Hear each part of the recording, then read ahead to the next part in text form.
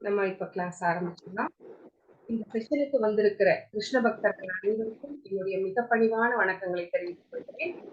பெயர் சொல்லி இந்த செஷன் ஆரம்பிக்கலாம். ஓம் நமோ பகவதே வாசுதேவாய, ஓம் நமோ பகவதே வாசுதேவாய, ஓம் நமோ பகவதே வாசுதேவாய, ஓம் அஜ்ஞான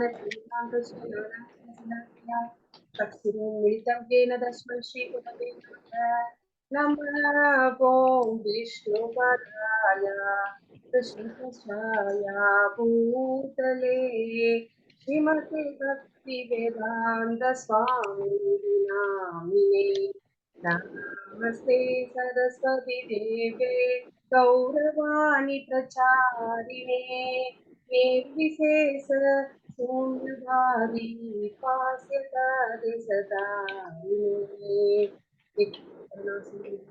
जगत्पते गोपिकाकांत राधाकांत नमोस्तुते वृंदावनेश्वरी जय श्री कृष्ण चैतन्य प्रभु नित्यानंद राधा श्रीवासादि गौरभक्तवृंदा। हरे कृष्णा कृष्ण कृष्ण हरे हरे, हरे राम राम राम हरे हरे, हरे कृष्ण हरे हरे, हरे राम राम राम हरे हरे, हरे कृष्ण कृष्ण हरे हरे, हरे राम राम हरे हरे। प्रभुपाद की जय। हरे कृष्ण डिवोटीज,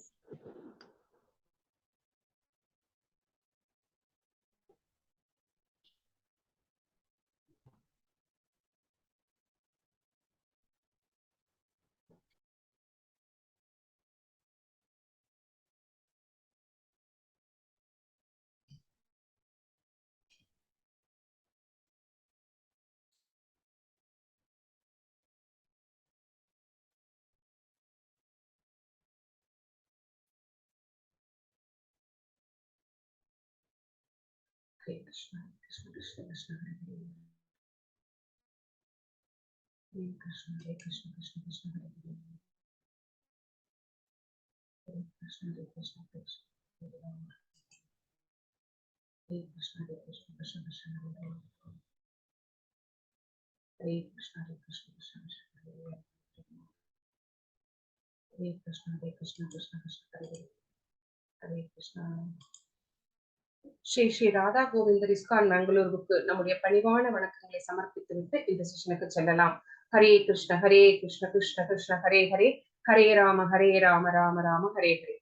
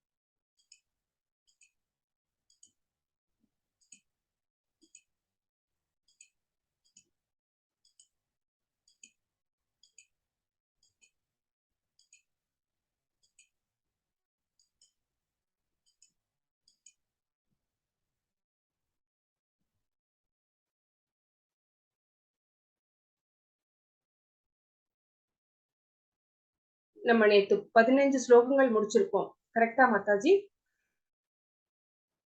யாராவது ஞாபகம் வச்சிருக்கீங்களா?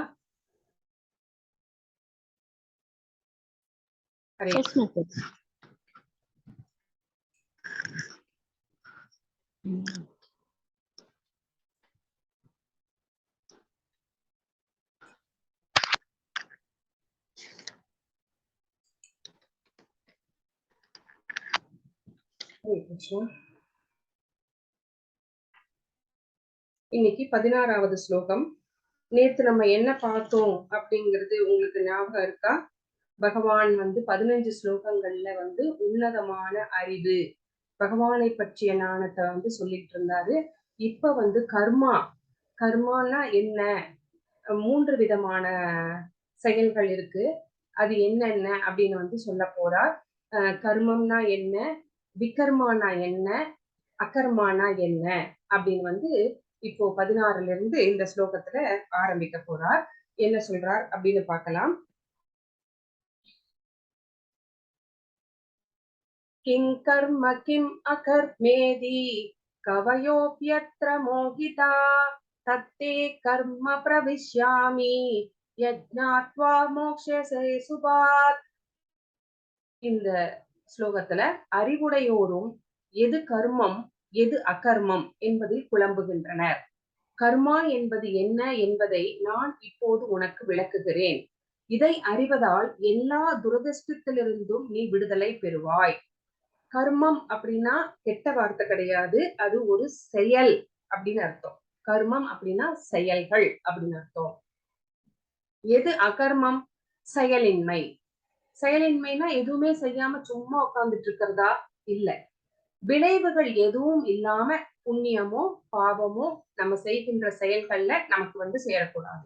அது எப்படி செய்யறது அப்படின்னு நம்மளுக்கு தெரியாது. அதுதான் பகவான் என்ன சொல்றார், இப்ப நான் வந்து அதை பத்தி சொல்றேன் அப்படிங்கிறார். ஏன்னா அறிவுடையோரும் கூட எது கர்மம் எது அகர்மம் அப்படிங்கறதுல வந்து குழம்பிடுவாங்களாம். அவங்க பெரிய அறிவாளிகளாக இருக்கலாம், ஆனா அவங்களுக்கு வந்து எது கர்மம் எது அகர்மம், எது செயல் எது செயலின்மை அப்படிங்கறதுல வந்து குழப்பம் வந்துருமா. அதனாலதான் பகவான் வந்து இந்த ஞானத்தை வந்து நான் உனக்கு சொல்றேன் அப்படின்னு அர்ஜுனருக்கு சொல்ற மாதிரி நமக்கு எல்லாம் சொல்றார். இத தெரிஞ்சுக்கிறதுனால நம்மளுக்கு என்ன பயன் அப்படின்னு கேட்டா, நம்ம எல்லா துரதிர்ஷ்டத்திலிருந்தும், அதாவது பலன் விளைவிக்கக்கூடிய செயல்களை வந்து செய்யாம நம்ம அதுல இருந்து தப்பிச்சிடலாம். அப்ப துரதிர்ஷ்டத்திலிருந்து நாம் வந்து தப்பி விடலாம் அப்படின்னு இங்க வந்து பகவான் வந்து சொல்றார். சோ இங்க வந்து கிருஷ்ண உணர்வில் செயலாற்ற வேண்டும். அதுதான். சோ அகர்மா செய்யணும் அப்படின்னா கிருஷ்ண உணர்வில் வேதங்கள் என்ன சொல்கிறதோ அதை செஞ்சா அது வந்து கர்மம். சோ அதை செய்யறதுனால நமக்கு என்ன கிடைக்கும்? புண்ணியம் கிடைக்கும். வேதம் என்ன சொல்கிறது? இது நல்லது இதை செய், இது நல்லது இதை செய், இது நல்லது இதை செய் அப்படின்னு சொல்லுது.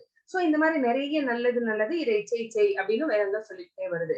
சோ இது எல்லாமே செயல்கள், கர்மாக்கள். இதை செய்யறதுனால நமக்கு என்ன கிடைக்கும்? புண்ணியம் கிடைக்கும். நம்மளுக்கு முதலே நம்ம பார்த்திருக்கோம், புண்ணியமும் நமக்கு வேண்டாம் அப்படிங்கறத நம்ம பார்த்திருக்கோம் இல்லைங்களா? சோ அந்த செயலை வந்து எப்படி அகர்மமா செய்யணும், அதாவது செயலில்லை அகர்மா அப்படின்னு செயலின்மை. சோ அந்த செயல் செய்வதனால புண்ணியமும் வரக்கூடாது, பாவமும் வரக்கூடாது.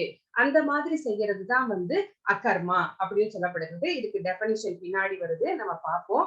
இப்போ ஏன் வந்து பகவான் வந்து இந்த மாதிரி சொல்றார் அப்படிங்கிறதுக்கு ஒரு ஸ்டோரி இருக்கு. அது 17th முடிச்சிட்டு நான் சொல்றேன். சோ இங்க நம்ம என்ன பண்றோம் அப்படின்னா, ஒரு இத வந்து நல்லா தெரிஞ்சுக்கணும். குரு சீட பரம்பரையில் வந்த ஒரு குருவை தேர்ந்தெடுத்து அவர்கிட்ட சரணடைஞ்சு அவர் வந்து சொல்லி தருவார். இது வந்து கர்மம், இதனால புண்ணியம் வரும். இத வந்து எப்படி அக்கர்மாவா மாற்றுறது அப்படிங்கிற விஷயங்களை எல்லாம் நம்ம வந்து அவங்க கிட்ட இருந்து வந்து தெரிஞ்சுக்க முடியும். சோ முதல்ல வந்து சூரிய தேவனுக்கு இத வந்து உபதேசித்தார். அப்புறம் மனுவுக்கு சொன்னார், மனு இஸ்வாவுக்கு சொன்னார். சோ இது வந்து புராதன காலத்திலிருந்து, புராதனம்னா ரொம்ப பழமையான காலத்திலிருந்து இது வந்து உபதேசிக்கப்பட்டு வந்து அப்படியே இருக்கு, சீடத்தொடர்ல வந்துட்டு இருக்கு. அப்படிப்பட்ட ஒரு சீடத்தொடர்ல இருந்து வந்த ஒரு குரு கிட்ட நம்ம சரணடைந்தாதான் அவங்க வந்து நம்ம கரெக்டான பாதையை நம்மளுக்கு சொல்லி தருவாங்க. சோ இப்ப வந்து கிருஷ்ணர் வந்து அர்ஜுனருக்கு சொல்லி கொடுத்துட்டார். அதனால எந்த குழப்பமும் இல்லாம கிருஷ்ணர் தெளிவடைஞ்சிருவார். இப்ப நமக்கு யார் சொல்லி தருவார் அப்படின்னா, நம்மளும் வந்து அர்ஜுனரோட பாதையை தான் நம்ம ஃபாலோ பண்றோம். சோ அவருடைய பாதையை வந்து அடிச்சுவட்ட பின்பற்றி போனோம் அப்படின்னா நம்மளுக்கும் எந்த குழப்பங்களும் வராது அப்படிங்கறத நம்ம தெரிஞ்சுக்கிறோம். சோ தர்ம து சாட்சாத் பகவத் பிரணீதம் அப்படின்னு பாகவதம் சொல்கிறது. அப்படின்னா என்ன அர்த்தம் அப்படின்னா, பக்குவமற்ற அனுமானத்தினால் யாரும் தர்மத்தின் கொள்கைகளை புதிதாக உண்டு பண்ண முடியாது. புதுசா சட்டங்களை இதுதான் தர்மம் அப்படின்னு நம்மளால வகுக்க முடியுமா? முடியாது. ஏன்னா நம்ம குறைபாடு உள்ளவர்கள். சோ அதனால நம்மனால தர்மத்தின் கொள்கைகள் இதுதான் தர்மம், இதுதான் தர்மம் அப்படின்னு நம்மளால வகுக்க முடியாது. ஏன் அப்படின்னா அது பகவான் ஆல்ரெடி வகுத்திருக்கிறார். சாஸ்திரங்களும் அதையே சொல்கிறது. எப்படி நான் அதை நம்புறது அப்படின்னா, மகாஜனங்கள் அப்படின்னு சொல்லப்படுகிற 12 பேர் இருக்காங்க. யார் அவங்க அப்படின்னு கேட்டா, பிரம்மா, சிவன், நாரதர், மனு, குமாரர்கள், அதாவது பிரம்ம குமாரர்கள். சோ கபிலர், பிரகலாதர், பீஷ்மர், சுகதேவ கோஸ்வாமி, யமராஜர், ஜனகர், பலி மகாராஜர். இவங்க 12 பேருக்கும் மொத்தமா மகாஜனங்கள் அப்படின்னு பேரு. உங்களுக்கு ஒரு கொஸ்டின் வந்தாலும் வரலாம். உங்களுடைய குவிஸ்ல மகாஜனங்களுடைய பேர் எழுதுங்க அப்படின்னு சொல்லி கேட்டாலும் கேட்பாங்க, இல்ல வேற மாதிரி கேட்டாலும் கேட்பாங்க. சோ இதை வந்து நோட் பண்ணி வச்சுக்கோங்க. இவங்க மகாஜனங்கள். இவங்க என்ன பண்றாங்கன்னா, பகவான் என்ன சொன்னாரோ, சாஸ்திரம் என்ன சொல்லுதோ அதை அப்படியே ஃபாலோ பண்ணி வந்தாங்க. சோ நம்மளும் அததான் வந்து ஃபாலோ பண்ணணும் அப்படிங்கறதுதான் இங்க வந்து சொல்லப்பட்டிருக்கிறது. சோ அடுத்த ஸ்லோகத்துல என்ன சொல்றாங்க அப்படின்னா, கர்மணோஹயபிபோத்தவ்யம் போத்தவ்யம் ச விகர்மண அகர்மணஸ்ச போத்தவ்யம் ககனோ கர்மணோ கதி. செயல்களின் நுணுக்கங்களை உணர்வது மிக மிக கடினம். சோ இந்த செயல் வந்து இந்த விளைவை ஏற்படுத்தும் அப்படின்னு நம்மளால அனுமானிக்கவே முடியாது. அனுமானத்தினால நம்ம எதையுமே வந்து தீர்மானிக்க முடியாது. சோ எனவே கர்மம் என்பது என்ன, விகர்மம் தடை செய்யப்பட்ட செயல், செய்யக்கூடாதுங்கிற செயல் அப்படின்னா என்ன, அகர்மம் அப்படின்னா செயலின்மை, எந்த செயலும் செய்யாம இருக்கிறது கிடையாது. அந்த செயல் செய்வதன் மூலமாக பாவமோ புண்ணியமோ ரெண்டுமே இல்லாம இருக்கணும். சோ அப்படின்னா என்ன அப்படிங்கிறத நான் சொல்றேன், நீ தெளிவா தெரிஞ்சுக்கோ அப்படின்னு வந்து இங்க வந்து பகவான் வந்து சொல்றாரு. சோ கிருஷ்ண உணர்வையும் குணங்களுக்கேற்ற அதன் செயல்களையும் அறிந்து கொள்ள தனக்கும் கடவுளுக்கும் உள்ள உறவினை அறிய வேண்டும். சோ கிருஷ்ண உணர்வு அப்படின்னா என்ன, நம்மளுக்கு குணங்கள் இருக்கு பாத்தீங்களா, சத்துவகுணம், ரஜோ குணம், தமோ குணம். சோ இந்த 3 செயல்களுக்கு ஏற்பதான் நம்ம வந்து செயல்கள் செய்வோம். சத்துவகுணத்துல இருக்கும்போது அமைதியா பேசுவோம், தன்மையா பதில் சொல்லுவோம். இதே ரஜோ குணத்துல இருக்கும்போது கோபமா இருப்போம், தமோ குணத்துல இருக்கும்போது ரொம்ப சோம்பேறித்தனமா இருப்போம். சோ இந்த மாதிரி 3 குணங்களும் நம்மை வந்து எந்த குணம் ரொம்ப டாமினேட் பண்ணுதோ அதுக்கு ஏத்த மாதிரி நம்மளுடைய செயல்களும் இருக்கும். சோ இதையெல்லாம் தெரிஞ்சுக்கணும் அப்படின்னா நமக்கும் கடவுளுக்கும் என்ன உறவு அப்படிங்கறத ஃபர்ஸ்ட் தெரிஞ்சுக்கணும். அது என்ன அப்படின்னு கேட்டா, நானும் நம்ம எல்லாருமே பகவானுக்கு நித்திய சேவகன். சோ நிரந்தரமான தொண்டு செய்யவே பிறந்தவர்கள். அதுதான் வந்து இங்கே சொல்லப்பட்டிருக்கிறது. சோ இந்த மாதிரி ஒரு உணர்வுல நம்ம செயல்படும் போது, நான் பகவான் சொல்றத செய்யறேன், நான் தான் எல்லாத்துக்கும் காரணம், நான் இல்லைன்னா இது நடந்திருக்காது, நான் தான் கர்த்தா, ஐ ஆம் த டூயர் அப்படின்னு என்னைக்குமே நினைச்சுக்க கூடாது. ஏன்னா நம்ம வந்து கர்த்தா கிடையாது. எல்லாமே செய்விப்பவர், எல்லாமே நம்மளை செய்ய தூண்டுபவர், செய்ய வைப்பவர் எல்லாமே வந்து பகவான் தான். சோ அந்த மாதிரி எண்ணத்துல நான் பகவான் சொன்னதை செய்யறேன், அவருடைய நித்திய சேவகன் நான் அப்படிங்கிறத வந்து தெரிந்து யார் தெளிவாக இருக்கிறார்களோ அவர்கள் தான் வந்து அறிவுடையவர்களாக கணிக்கப்படுகிறார்கள். சோ இந்த பகவத்கீதை முழுவதுமே நம்மை இதை நோக்கித்தான் அழைத்து செல்கிறது. சோ இந்த முடிவுகளுக்கு ஏற்பதான் விகர்மங்கள். அப்போ விகர்மா அப்படிங்கிறது என்ன அப்படின்னா, வேதங்கள் வந்து எதை தடை செய்கிறதோ, இதை செய்யக்கூடாது அப்படின்னு சொல்லுதோ அது எல்லாமே வந்து விகர்மா அப்படிங்கிறத வந்து நம்ம தெரிஞ்சுக்கிறோம். சோ இதை எப்படி தெரிஞ்சுக்கிறது, யார்கிட்ட இருந்து கேட்டு தெரிஞ்சுக்கிறது அப்படின்னா, நம்மளுடைய அதிகாரிகள் கிட்ட இருந்து, கிருஷ்ண உணர்வுல, கிருஷ்ண பக்தியில ரொம்ப திளைத்த மூத்த குருவாகிய அதிகாரிகள் கிட்ட போய் நம்ம வந்து இதை பற்றி நம்ம பணிவாக கேட்டு அவங்க கிட்ட வந்து மெதுவா, அவங்க கிட்ட சவால் விட்டு கேட்கறது கிடையாது, பணிவாக அன்பாக அவங்க மேல நம்பிக்கை வச்சு கேட்கும்போது அவங்க வந்து இதையெல்லாம் வந்து நம்மளுக்கு தெளிவுபடுத்துவாங்க அப்படின்னு சொல்லப்படுகிறது. ஒரு குருகுலம் முடிஞ்சு கௌரவர்கள் அந்த குழந்தைகளும் அந்த பஞ்ச பாண்டவர்களும் வந்து துரோணாச்சாரியார் கிட்ட குரு தட்சணை எல்லாம் கொடுத்துட்டு எல்லாரும் வந்து அரண்மனைக்கு வர்றாங்க. அப்போ வந்து அங்க டெய்லி வந்து ஏதாவது ஒரு கேஸ் நடந்துட்டே இருக்கும் இல்ல. அப்ப யார் ஆட்சி பண்ணிட்டு இருக்கிறா, திருதராஷ்டிரர் ஆட்சி பண்ணிட்டு இருக்கிறார். அவரோட ஆட்சியில நிறைய வந்து கேஸ், நிறைய வழக்குகள் எல்லாம் வரும். சோ அன்னைக்கு வந்து ஒரு வழக்கு நடந்துட்டு இருக்குது. அவங்க எல்லாம் வந்த அன்னைக்கு அப்ப என்ன சொல்றா திருதராஷ்டிரர், இன்னைக்குதான் வந்து நம்முடைய பசங்க எல்லாமே வந்து குருகுல கல்வியை முடிச்சுட்டு வந்திருக்காங்க. அதனால இன்னைக்கு வந்த கேஸ அவங்க எப்படி வந்து தீர்த்து வைக்கிறாங்க அப்படிங்கறத நம்ம வந்து பார்க்கலாம். சோ அவங்க வந்து எந்த அளவுக்கு வந்து கல்வியில் வந்து கத்துக்கிட்டு வந்திருக்காங்க, எந்த அளவுக்கு அவங்களுடைய அறிவு விருத்தி செய்திருக்கிறார்கள் அப்படின்னு நம்ம பார்க்கலாம் அப்படின்னு சொல்லி முடிவு பண்ணி, அன்னைக்கு என்ன வழக்கு அப்படின்னு கேட்டீங்கன்னா, 4 பேர் சேர்ந்து ஒருத்தனை கொன்னுட்டாங்க, ஒருத்தனை கொலை பண்ணிட்டாங்க.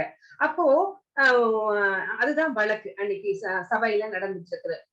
அப்போ துரியோதனனை கூப்பிட்டு இதுக்கு நீ என்ன செய்வ, இதுக்கு என்ன சொல்யூஷன் அப்படின்னு கேக்குறாங்க.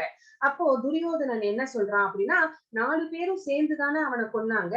ஆனா 4 பேத்துக்குமே மரண தண்டனை கொடுத்துடலாம் அப்படின்னு சொல்லிட்டார். அப்போ இப்படியே ஒருத்தரா கேட்டுட்டு கடைசியில யுதிஷ்டர் கிட்ட வர்றாங்க. யுதிஷ்டர் கிட்ட வரும்போது அவர் 4 பேர்த்தையும் நல்லா பாக்குறார். அவங்க என்ன மாதிரியான உடை அணிந்திருக்கிறார்கள், அவங்க கேட்கிறார் அவங்களுடைய பேர் எல்லாம் என்ன அப்படின்னு கேட்கிறார். அவங்க எங்கிருந்து வர்றாங்க அப்படின்னு கேட்கிறார். அவங்க என்ன தொழில் செய்கிறார்கள் அப்படிங்கறதெல்லாம் கேட்டு விசாரிச்சதுக்கு அப்புறமா தெரிஞ்சுக்கிறார். ஒருத்தர் சூத்ரர், ஒருத்தர் வைசியர், அந்த 4 பேர்ல இன்னொருத்தர் சத்திரியர், அப்புறம் இன்னொருத்தர் பிராமணர். இந்த 4 பேரும் தான் சேர்ந்து ஒருத்தனை கொலை பண்ணியிருக்காங்க. அப்போ யுதிஷ்டர் என்ன சொல்றார், அந்த சூத்திரருக்கு 50 கசையடிகள் கொடுங்கள், கசையடிகள் கொடுத்துட்டு அவங்கள ரிலீஸ் பண்ணிடுங்க அப்படின்னு சொல்றார். அப்புறம் என்ன சொல்றாரு அப்படின்னு கேட்டா, ஏன்னா அவன் அவனுக்கு அவ்வளோ ஞானம் கிடையாது, அறிவு கிடையாது, அவன் பகுத்தறிய முடியாது, அவனுக்கு தெரியாது.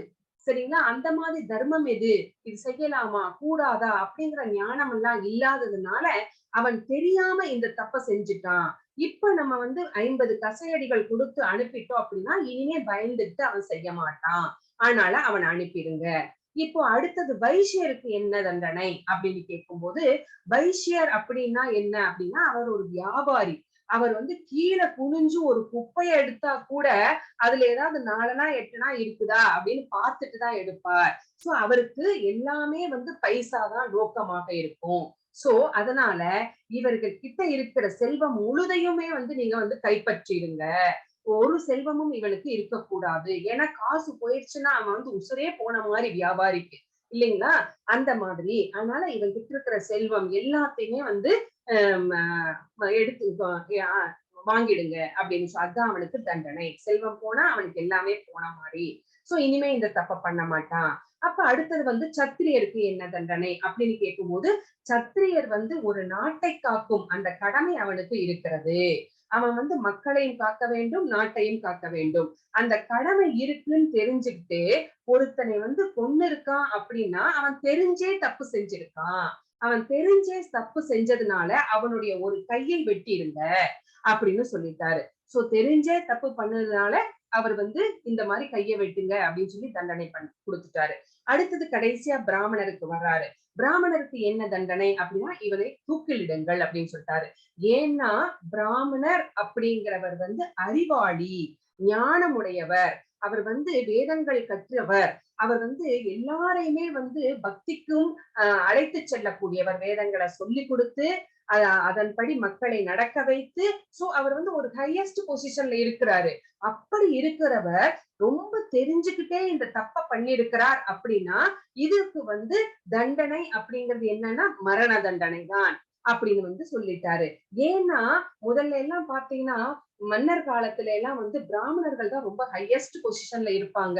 அவங்க ஒரு மன்னர் தப்பு செஞ்சா நீ செஞ்சது தப்பு அப்படின்னு சொல்லுவாங்க. மன்னரும் சரி அவர் என்ன பண்ணுவாங்க, தப்பு செஞ்சுட்டா என்ன மன்னிச்சிடுங்கன்னு சொல்லி தலை வணங்கி இனிமே நான் செய்ய மாட்டேன்னு சொல்லி வணங்கிட்டு இவன் அந்த தப்ப பண்ண மாட்டாங்க. அந்த பொசிஷன்ல தான் இருந்தாங்க. அப்போ பிராமணர்கள் எப்படி இருந்தாங்க, கிங் மேக்கர்ஸா இருந்தாங்க. அந்த கிங் மேக்கர்ஸே ஒரு தப்பு பண்ணிட்டார் அப்படின்னா அது மிகப்பெரிய அபராதம். அதனால அவருக்கு மரண தண்டனை கொடுத்துருங்க அப்படின்னு சொன்னாங்க. சோ இத பார்த்து இத இந்த 4 பேத்துல மத்த 3 பேத்துக்கும் இந்த தண்டனை சொல்லிட்டு இது சொல்லும் போது யாரு சிரிக்கிறாங்க, துரியோதனன் சிரிக்கிறார். ஆனா இவர் சொன்ன விளக்கங்களை எல்லாம் கேட்டுட்டு சபையோர் எல்லாருமே அதிர்ந்து போய்விட்டார்கள். சோ எப்படிப்பட்ட ஞானம், எப்படிப்பட்ட ஒரு அறிவாளியாக, ஒரு ஞானவானாக, எல்லாத்திலுமே ஒரு முதிர்ச்சியோடு இவர் எவ்வளவு நல்லா டீல் பண்றார் அப்படின்னு சொல்லிட்டு அவங்க ரொம்ப சிலாகிக்கிறாங்க. சோ அதனாலதான் அவருக்கு தர்மர் அப்படிங்கிற பேரு இருக்கு இல்லைங்களா, தர்மர்.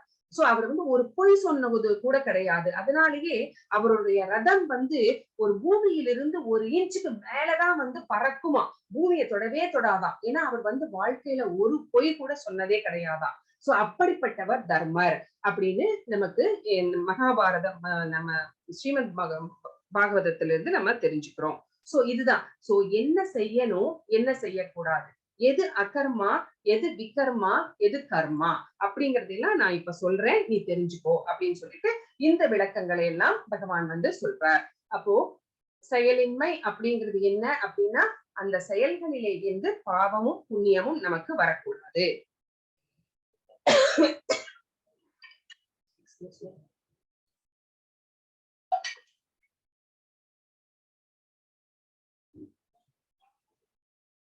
சோ கிருஷ்ண உணர்வோடு செயல்பட வேண்டும் அப்படிங்கறத இங்க நம்ம தெரிஞ்சுக்கிறோம்.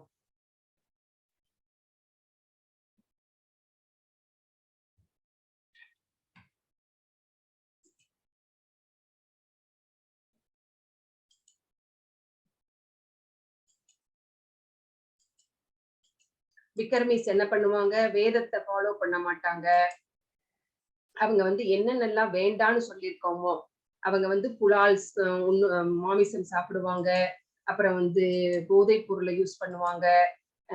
அப்புறம் அந்த 4 ரெகுலேட்டிவ் பிரின்சிபல்ஸ் நம்ம என்ன சொல்றோமோ அதுக்கு எதிராகவே செயல்படுவாங்க. ஆனா மத்தவங்க எல்லாம் வந்து வேதத்தை பயஸ் பீப்புள் வந்து என்ன சொல்றாங்க அப்படின்னா, கண்டிப்பா அவங்க வந்து வேதம் என்ன சொல்கிறதோ அததான் வந்து பயஸ் பீப்புள் வந்து ஃபாலோ பண்ணுவாங்க. அதுதான் மூணு விதமான, இது தமிழ்ல இருக்கான்னு பாக்குறேன். இல்ல நான் இப்ப எக்ஸ்பிளைன் பண்ணிடுறேன். விக்ரமிஸ் அதாவது வேண்டாம் அப்படிங்கிற இதுல வந்து நாஸ்திகர்கள் கூட சொல்லலாம். Don't follow the Vedas, risk of being degraded to lower species. So இவங்களுக்கு வந்து என்ன, இவங்க இந்த மாதிரி வேதத்தை ஃபாலோ பண்ணாம சாஸ்திரம் சொல்றத செய்யாம இவங்க இஷ்டத்துக்கு மனம் போன போக்குல செய்யறதுனால இவங்க வந்து மிருகங்களாக கூட அடுத்த ஜென்மத்துல மிருகங்களாக கூட தள்ளப்படுவதற்கு சான்ஸ் நிறைய இருக்கு. Not appreciated by saintly people, defeat the purpose of life. இவங்களுக்கு வந்து வாழ்க்கையினோட நோக்கம் என்ன அப்படிங்கறதே தெரியல, புலநுகர்ச்சி மட்டும்தான் நோக்கம் அப்படின்னு வந்து இவங்க அறியாமையில இருக்காங்க. அதனால அந்த மாதிரி செயல்படுகிறார்கள். அடுத்தது செட் ஆஃப் பீப்புள் யாரு அப்படின்னு பார்த்தோம்னா கர்மீஸ். கர்மீஸ் வந்து என்ன பண்றாங்க அப்படின்னா ஃபாலோ த வேதாஸ், அவங்க வந்து வேதம் என்ன சொல்கிறதோ அதை செய்யறாங்க. பயஸ் பீப்புளாவும் இருக்கிறாங்க. அட்டைன்ஸ் வர்க்கா, அவங்க வந்து புண்ணிய செயல்கள் நிறைய செஞ்சு அவங்க என்ன பண்றாங்க அப்படின்னா சொர்க்கத்துக்கு போறாங்க. அங்க எப்படி சொர்க்கத்துக்கு போறாங்க அப்படின்னா யாகங்கள்லாம் செய்யறாங்க. சொர்க்கத்துக்கு போறதுக்குன்னே தனியாக யாகங்கள்லாம் இருக்கு. அதையெல்லாம் செஞ்சு அவங்க வந்து சொர்க்கத்துக்கு போறாங்க. ஆனா சொர்க்கத்துக்கு போனா கூட அது வந்து டெமிகாட் வர்ஷிப் பண்ணி போறாங்க, தேவதைகளை வழிபட்டு போறாங்க. ஆனா அந்த இடம் வந்து நிரந்தரமா அப்படின்னு கேட்டா கிடையாது. அவங்களுடைய புண்ணிய பலன்கள் தீரும் வரை சொர்க்கத்துல இருந்து விட்டு மறுபடியும் கீழே தான் வந்தாகணும். சோ பிறவி எடுத்து அப்போ இவென்ச்சுவலி ரிட்டர்ன் டு மத்தியலோகா. மத்தியலோகா அப்படின்னா என்ன அர்த்தம்னா இது வந்து மரணம். இந்த பௌதிக உலகமே மரணத்தை தரக்கூடிய மத்தியலோகம். சோ மரணலோகம். சோ மறுபடியும் இங்கதான் திரும்பி வர வேண்டி இருக்குது அப்படின்றாங்க. கர்மீஸினுடைய நிலைமை அது. அடுத்தது எது, அகர்மீஸ். அதாவது இவங்க வந்து யாரு அப்படின்னா அதிகாரிகள், ஆச்சாரியர்கள். have come to platform of devotional service to Krishna. So இவங்களுக்கு நான் பகவானுடைய நித்திய தொண்டன் அப்படிங்கிறது நல்லா தெரிஞ்சிருக்கிறதுனால பகவானுக்கு பக்தி தொண்டு செய்யறது மட்டும்தான் அவங்களுடைய நோக்கமாக இருக்கிறது. No fruitive activity binds and means rebirth. So இவங்களை வந்து ஃப்ரூட்டிவ் ஆக்டிவிட்டி அந்த பலநோக்கு செயல்கள் செய்வது கிடையாது. அதனால இவர்கள் வந்து பந்தப்படுவது கிடையாது. அதனால இவர்களுக்கு மறுபிறவி என்பதும் கிடையாது.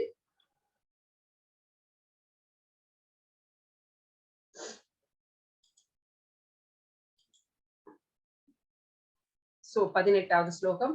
கர்மண்ய கர்மய பஸ்யேத் அகர்மணி ச கர்மய சபுத்திமான் மனுஷ்யேசு சயுக்த கிருஷ்ண கர்ம கிருத். கர்மத்தில் அகர்மத்தையும் அகர்மத்தில் கர்மத்தையும் காண்பவனே மனிதரில் அறிவுடையவனாகிறான். எல்லா விதமான செயல்களில் ஈடுபட்டிருந்தாலும் அவன் உன்னத நிலையில் நிலை பெற்று உள்ளான். சோ ஒரு கர்மம் செய்கின்றோம், அதை வந்து அகர்மமா மாத்தணும் அப்படின்னா என்ன பண்ணணும் அப்படின்னா கிருஷ்ண உணர்வோடு செயல்படணும். கிருஷ்ண உணர்வில் செயல்படுபவன் இயற்கையாகவே கர்ம பந்தத்திலிருந்து விடுபட்டவன். சோ கர்ம பந்தனம், அதுல அந்த கர்ம பாவ புண்ணிய விளைவுகளில் இருந்து விடுபட்டு விடுகிறோம். அவனுடைய செயல்கள் அனைத்தும் கிருஷ்ணருக்காகவே செய்யப்படுகிறது. இப்போ கிருஷ்ண பக்தர் ஒருத்தர் இருக்காங்க, பக்கத்துல வேறொருத்தரும் இருக்காங்க. அவங்களும் சமைக்கிறாங்க, இவங்களும் சமைக்கிறாங்க. அவங்களுக்காக சமைக்கிறாங்க, இவங்க கிருஷ்ணருக்கு நைவேத்தியம் பண்றதுக்காக சமைக்கிறாங்க. அப்போ இதுதான் வந்து அகர்மா. அது வெறும் கர்மா. சோ அவங்களும் வந்து என்ன பண்ணணும் அப்படின்னா, இது பகவானுக்கு நைவேத்தியம் பண்ணிட்டு சாப்பிடணும் அப்படின்னு நினைச்சு நல்ல விதமா பண்ணினாங்க அப்படின்னா அது வந்து அகர்மாகமாக மாறிடும். அப்போ கிருஷ்ணருக்காக செய்யப்படும் செயல்கள் அனைத்துமே அகர்மா அப்படின்னு செய்யப்படுகின்றன. சோ இதனால செயல்களின் பலன்களில் அந்த ஒரு கிருஷ்ண பக்தன் ஒரு செயல் செய்யறான் அப்படின்னா அந்த செயல் வந்து அவனுக்கு இன்பத்தையும் தருவதில்லை, துன்பத்தையும் தருவதில்லை. எல்லாமே பகவானுடைய ஏற்பாடு. அது அந்த செயல் செஞ்சுட்டு பலனை வந்து எதிர்பார்த்து காத்திருக்கிறது இல்ல. எனக்கு புகழ் வரணும், பணம் வரணும், பேர் வரணும் அப்படின்னு எல்லாம் நினைக்கிறதே இல்ல. நான் பகவானுடைய தொண்டன், அவர் சொன்னார் நான் செய்கிறேன், இந்த பலன்ல எனக்கு பற்று கிடையாது அப்படின்னு பற்றற்று இருக்கிறான்.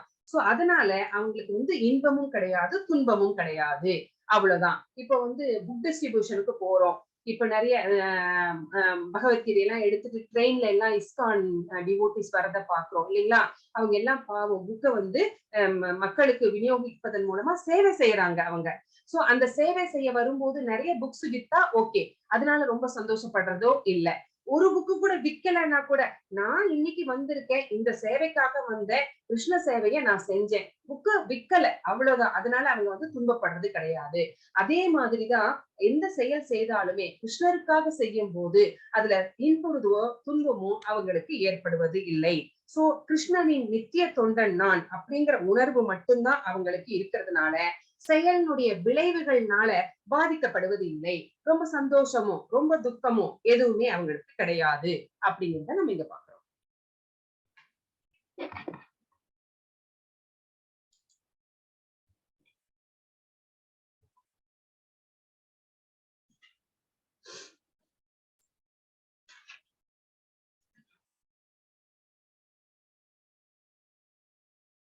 ஸ்ரீல பிரபுபாதா அவருடைய 70வது வயசுலதான் அவர் வந்து பக்தியை பரப்புறதுக்காக வெளிநாட்டுக்கெல்லாம் போனார் அப்படின்னு நம்ம பார்த்திருக்கோம் ஆல்ரெடி. லெவல் 1லயும் நீங்க பார்த்திருக்கீங்க, லெவல் 2க்கு வந்தப்பவும் ஃபர்ஸ்ட் நாள் அதை பத்தி பேசியிருப்போம். சோ அந்த மாதிரி இருக்கும்போது அவருடைய பர்சனல் செக்ரட்டரி ஒருத்தர் சொல்றார். அவர் என்ன சொல்றாரு அப்படின்னு கேட்டீங்கன்னா, ஸ்ரீல பிரபுபாதா அவர்களுக்கு வந்து எப்பவுமே ஏதாவது ஒரு ஹெல்த் இஷ்யூஸ் இருந்துகிட்டேதான் இருந்துச்சாம். அவர் அந்த செக்ரட்டரி அவருக்கு வந்து பணிவிடைகள் செய்துட்டு இருக்கும்போது ஒரு 14 மாதங்கள் அவருக்கு வந்து பணிவிடைகள் எல்லாம் செய்தாராம். அப்போ அந்த 14 மாதங்களும் கூட அவர் வந்து ஏதாவது ஒரு ஹெல்த் இஷ்யூ இல்லாம இருந்ததே கிடையாது. ஆனா ஒரு நாளும் கூட ஸ்ரீல பிரபுபாதா அதை பொருட்படுத்தியதே இல்லை. ஒரு நாளுக்கு பல்லு வலி, ஒரு நாள் வந்து நடக்க முடியாம கால்ல வந்து கிராம்ப்ஸ், இந்த மாதிரி ஏதாவது ஒண்ணு இருந்துகிட்டே தான் இருக்குமா. ஆனா அவர் வந்து சாண்டிங்கையோ, மார்னிங்ல வந்து மங்களார்த்தி பண்றதையோ, இல்ல வந்து உட்கார்ந்து புக்க வந்து டிரான்ஸ்லேஷன் பண்றதையோ எதுவுமே வந்து அவர் மிஸ் பண்ணினதே கிடையாது.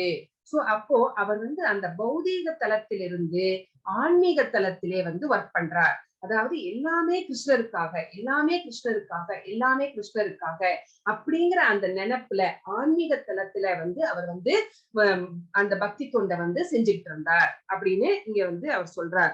சோ ஆன்மீக செயல்கள்ல செய்யறதுனால எந்த விளைவுகள் வந்து பாவமோ புண்ணியமோ ரெண்டுமே ஏற்படாது அப்படின்னு தான் நம்ம தெரிஞ்சுக்கிறோம். சோ அடுத்த ஸ்லோகம். यस्य सर्वे समारम्भा कामसङ्कल्पवर्जिता ज्ञानाग्निदग्धः कर्माणां தம் ஆகு பண்டிதம் புதா. சோ இந்த 19வது ஸ்லோகம் என்ன சொல்றது அப்படின்னு பார்த்தோம்னா, யாருடைய முயற்சிகள் அனைத்தும் புலன் நுகர்ச்சியிலிருந்து விடுபட்டுள்ளதோ அவன் பண்டிதனாக அறியப்படுகிறான். அத்தகையவன் பக்குவமான அறிவு என்னும் நெருப்பால் செயல்களின் விளைவுகளை சுட்டெரித்தவன் என்று சாதுக்களால் கருதப்படுகிறான்.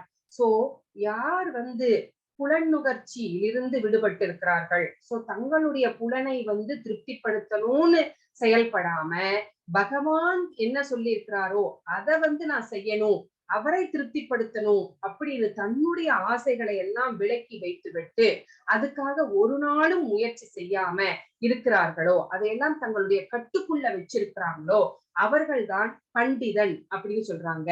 சோ அத்தகையவன் பக்குவமான அறிவு படைத்தவனாக இருக்கிறான். சோ அவனுடைய அறிவு வந்து பகவானை பற்றி உன்னதமான அறிவை அவன் பெற்றிருக்கிறான். அந்த அறிவை எதுக்கு ஒப்பிடுறாங்கன்னு பாருங்க, நெருப்புக்கு ஒப்பிடுறாங்க. ஏன் நெருப்புக்கு ஒப்பிடுறாங்க அப்படின்னா, அப்பதான் செயல்களின் விளைவுகளை அந்த நெருப்பு சுட்டு எரித்து சாம்பலாக்கி விடுகிறது. பாவமும் இல்லாமல் புண்ணியமும் இல்லாமல் அதை வந்து நல்லிஃபை பண்ணிடுறது. சோ அவர்கள் வந்து அகர்மா செய்தவர்களாக ஆகிறார்கள். சோ இதுல இருந்து என்ன தெரியுது, புலன் நுகர்ச்சியிலிருந்து விடுபட வேண்டும்.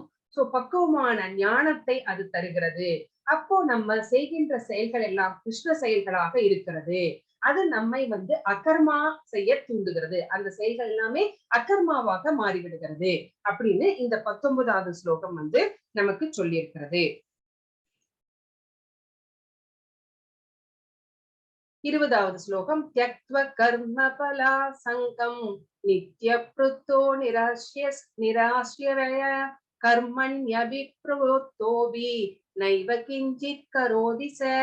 தனது செயல்களின் பலன்களின் மீதான எல்லா பற்றுதல்களையும் துறந்து எப்போதும் திருப்தியுற்று சுதந்திரமாக விளங்கும் அவன் எல்லாவித செயல்களில் ஈடுபட்டிருந்தாலும் எந்த செயலையும் செய்வதில்லை, எந்த பலநோக்கு செயலையும் செய்வதில்லை. சோ செயல்களின் பலன்களின் மீது நான் இதை செஞ்சிருக்கேன், எனக்கு இது வேணும், சோ இந்த காரியங்கள் எல்லாம் செஞ்சிருக்கேன், இதனுடைய புண்ணிய பலன்கள் எல்லாம் எனக்கு வரணும் அப்படின்னு நினைக்கிறது கிடையாது. சோ அந்த பற்றே கிடையாது. பகவான் சொன்னார், அந்த கடமையை நான் செஞ்சிருக்கேன் அப்படின்னு அதோட முடிச்சுக்கிறாங்க. அதுல வந்து எக்ஸ்பெக்டேஷன்ஸ் எதுவுமே கிடையாது, பற்று கிடையாது. அந்த பற்றெல்லாம் வந்து அவங்க துறந்துட்டாங்க. சோ எப்போதும் திருப்தியுற்று, சோ எப்பவுமே எல்லாத்துலயுமே திருப்தியோட இருக்காங்க. இது இல்லையே அது இல்லையே அப்படிங்கிற ஏக்கம் என்னைக்குமே இருந்தது கிடையாது. அதனால அவங்க எப்படி இருக்காங்க, ரொம்ப ஃப்ரீ பேர்டா இருக்காங்க, சுதந்திரமா இருக்காங்க. சோ எல்லாத்தையுமே அவர்கிட்ட ஒப்படைச்சிட்டாங்க. சோ அவர் சொல்றதை மட்டும் செஞ்சுட்டு அது எதுலையுமே வந்து பற்றில்லாம ஃப்ரீயா இருக்காங்க. எல்லாவித செயல்களில் வந்து ஈடுபட்டிருந்தாலும் அவர்கள் வந்து எல்லாமே செய்யறாங்க. சோ பக்தி தொண்டுல எல்லாமே செய்யறாங்க. ஆனாலும் அவர்கள் பலன் கருதி எதையும் செய்வதில்லை. எக்ஸ்பெக்டேஷன்ஸோட அவங்க ஒரு நாளும் வந்து செயல்படுவது கிடையாது. கிருஷ்ண பக்தன் பகவான் கிட்ட இருக்கிற தூய அன்பினால செயல்படுவதனால அவருக்கு வந்து அந்த பலன்கள் மேல பற்றே இல்லை. பகவானை திருப்திப்படுத்தினா போதும், பகவானை திருப்திப்படுத்தினா போதும், அது மட்டும்தான் நினைக்கிறாங்க. வேலை வந்து எனக்கு இது வேணும் அது வேணும் அப்படின்னு எதுலையுமே அவங்களுக்கு வந்து பற்று கிடையாது. சோ தன்னையே அவன் கிருஷ்ணர்கிட்ட ஒப்படைச்சிடுறாங்க. அதனால தன்னோட சுய பராமரிப்பை கூட அவர்கள் வந்து பொருட்படுத்துவது கிடையாது. சோ நம்மள வந்து மெயின்டைன் பண்ணணும்னு கூட அவங்க வந்து நினைக்கிறது கிடையாது. சோ அவங்க கவலைப்படுவது கிடையாது. அவங்கள வந்து சொத்துக்களை வந்து சேர்ப்பதற்கோ, சொத்துக்களை பாதுகாப்பதற்கோ அவங்க வந்து முயற்சி செய்வது கிடையாது. சோ இயன்றவரை திறமையாக செயல்படுகிறார்கள். அவங்க வந்து இல்லறவாசியாக இருக்கலாம், சன்னியாசியாக இருக்கலாம். அவங்களுடைய கடமை என்னவோ அதை வந்து கரெக்டா செஞ்சுட்டு அவங்க வந்து என்ன பண்றாங்க அப்படின்னா மீதியை வந்து கிருஷ்ணர் கிட்ட ஒப்படைச்சிடுறாங்க. அதுதான் இந்த ஸ்லோகத்துல நம்ம தெரிஞ்சுக்கிற விஷயம்.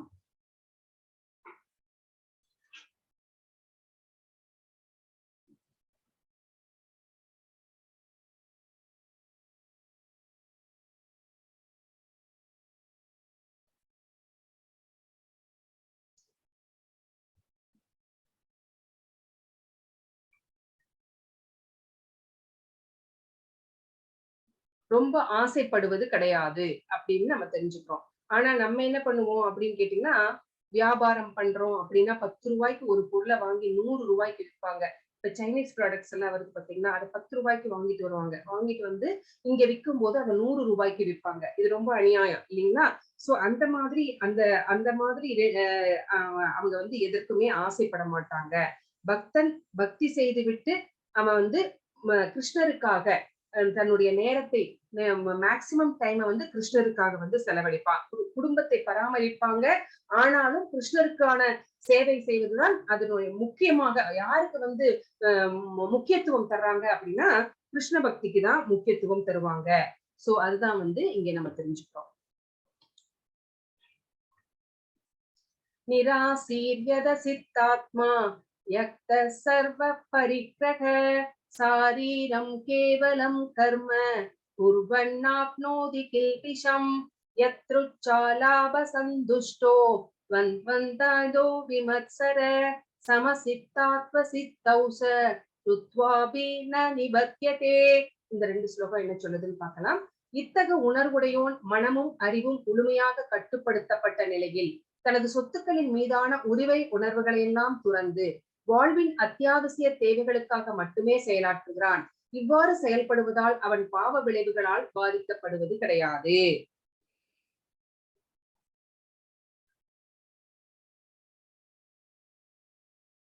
அவனுக்கு என்ன அப்படின்னா மனசை கட்டுப்படுத்தி வச்சிருக்கிறார்.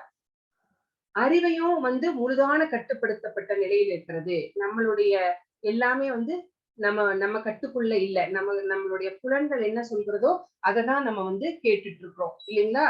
சோ ஆனா அறிவுடையவர்கள் அப்படிப்பட்ட நிலையில கிடையாது. அவங்க தங்களுடைய புலன்களை, மனதை, அறிவை எல்லாமே தங்களுடைய கட்டுக்குள்ள கண்ட்ரோல்ல வச்சிருப்பாங்க. சோ அவங்களுக்கு எதுலையுமே ப்ரொப்ரைட்டர்ஷிப் அப்படிங்கறதே எதிர்பார்க்கிறது கிடையாது. ஏன்னா அவங்களுக்கு தெரியும் எல்லாமே பகவானுடைய சொத்து. சோ ஈசாவாஸ்யம் இதம் சர்வம். சரிங்களா? எல்லாமே பகவானுடைய சொத்து. அப்ப பகவானுடைய சொத்து அப்படின்னா இன்னைக்கு என் பேர்ல இருக்கிற சொத்து பகவான் எனக்கு கொடுத்தது கொஞ்ச நாளைக்கு அனுபவிக்கிறதுக்காக. சோ அதனால அந்த உரிமை உணர்வு, ஓனர்ஷிப் எல்லாம் அவருக்கு கிடையாது. சோ வாழ்வின் அத்தியாவசிய தேவைக்கு மட்டுமே செயலாற்றுகிறார்கள். எதெல்லாம் ரொம்ப அடிப்படை தேவைகள் அதுக்கு மட்டுமே நம்மளுக்கு தெரியும். உணவு, உடை, இருப்பிடம் இதுதான். சோ அதுக்கு மட்டுமே செயலாற்றுகிறார்கள். இவ்வாறு செயல்படுவதால் செயல் பாவ விளைவுகளால் பாதிக்கப்படுவது கிடையாது. அவர்கள் செய்கின்ற செயல்களினால ஏற்படுகின்ற புண்ணிய விளைவுகளோ பாவ விளைவுகளோ அவர்களை சேராமல் அவர்கள் பார்த்துக் கொள்கிறார்கள் அப்படின்னு நம்ம இந்த ஸ்லோகத்துல மூலமா நம்ம தெரிஞ்சுக்கிறோம். சோ பகவான் நம்மளை எப்படி வேணா ஒரு பொம்மை மாதிரி எப்படி வேணா ஆட்டுவிக்கலாம். சோ அந்த மாதிரிதான் நம்ம அந்த 3 குணங்கள்னாலையும் மத்த விஷயங்கள்னாலையும் ஆட்டுவிக்கப்படுகிறோம். இதுல நான் செஞ்சேன், என்னுடைய சம்பாத்தியம், இதெல்லாமே என்னோட சொத்து, இது கண்ணுக்கு தெரிகிற வரைக்கும் எங்களுடைய இடம் தான் அப்படின்னு சொல்றதெல்லாம் ரொம்ப ரொம்ப அபத்தமான பேச்சு. எல்லாமே பகவானுடைய சொத்து. கொஞ்ச நாளைக்கு அனுபவிச்சுட்டு போறதுக்காக நம்ம இங்க வந்திருக்கிறோம் அப்படிங்கிற எண்ணம் நம்மளுக்கு இருக்கணும் அப்படிங்கறதுதான் இந்த ஸ்லோகம் சொல்றது. சோ எவன் 22வது ஸ்லோகம் என்ன சொல்லுதுன்னு பார்த்தா, எவன் ஒருவன் தானாக வரும் லாபத்தில் திருப்தி அடைந்து இருமையிலிருந்து விடுபட்டு பொறாமையற்று வெற்றி தோல்விகளில் நிலைத்து செயலாற்றுகின்றானோ அவன் செயல்களை செய்யும் போது ஒருபோதும் பாதிப்படைவதில்லை. நான் சொன்னேன் பாத்தீங்களா, 10 ரூபாய்க்கு வாங்கி 100 ரூபாய்க்கு விற்கிறாங்க அப்படின்னு சொல்ல. அப்போ அவங்க லாபத்தை எப்படி வேணா அநியாயமான வழிகள்ல கூட சம்பாதிக்கலாம் அப்படின்னு அவங்களுக்கு நினைக்கிறாங்க. அவங்களுக்கு திருப்தி என்பது இருக்கிறதே கிடையாது. சோ அப்படிப்பட்டவர்கள் என்ன செயல்கள் செய்கிறார்கள்? பாவ செயல்களை தான் அவங்க அக்கௌண்ட்ல சேர்த்துக்கிட்டே இருக்காங்க. சோ பாவம் புண்ணியம் அப்படின்னு நம்ம 2 டேப்லெட் காலம் போட்டிருந்தா அந்த பாவம் தான் ஏறிக்கிட்டே இருக்கு அவங்களுக்கு. சோ அவங்க இருமையிலிருந்து விடுபட்டு, இருமைன்னா என்ன அப்படின்னா துவந்தங்கள், அதாவது டுவாலிட்டிஸ், அதாவது ஏதாவது ஒரு செயல் செய்யும் போது ஒண்ணு வெற்றி கிடைக்கும், இல்லைன்னா தோல்வி கிடைக்கும். அந்த மாதிரி ஒண்ணு மகிழ்ச்சி இருக்கும், இல்லைன்னா துக்கம் இருக்கும். அந்த மாதிரி துவந்தங்கள், இருமைகள், இதுதான் நம்மளுடைய வாழ்க்கையை நிறைஞ்சு இருக்கு. இந்த துவந்தங்களிலிருந்து யார் விடுபட்டு இருக்கிறார்களோ, யார் தான் செய்கின்ற செயல்களில் திருப்தி அடைந்திருக்கிறார்களோ, யாருக்கு பொறாமை என்பதே இல்லாமல் இருக்கிறதோ, யார் வெற்றி தோல்விகளில் நிலைத்து செயலாற்றுகின்றானோ, வெற்றி வந்தாலும் சரி அது தோல்வி வந்தாலும் சரி பேலன்ஸ்டா நடந்துக்கிறாங்களோ, அவர்கள் செய்யும் செயல்கள்னால ஏற்படுகின்ற விளைவுகள்னால பாதிக்கப்படுவதே இல்லை. ரொம்ப சந்தோஷம் வரும்போது துள்ளி குதிச்சு, ரொம்ப நம்மளுக்கு துன்பம் வரும்போது துவண்டு போய் வர்றது அவங்களுக்கு இல்லவே இல்லை.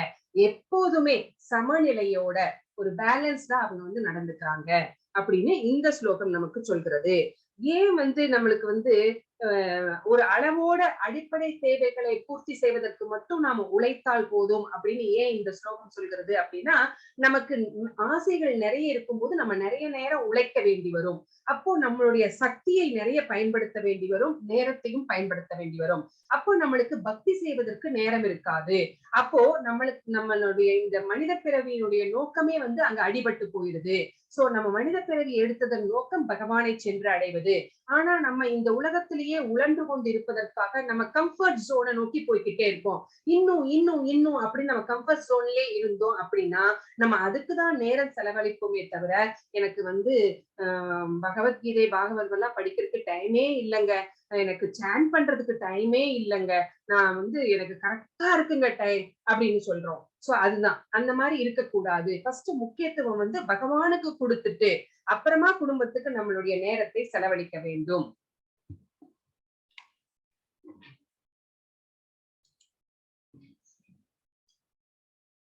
23வது ஸ்லோகம்.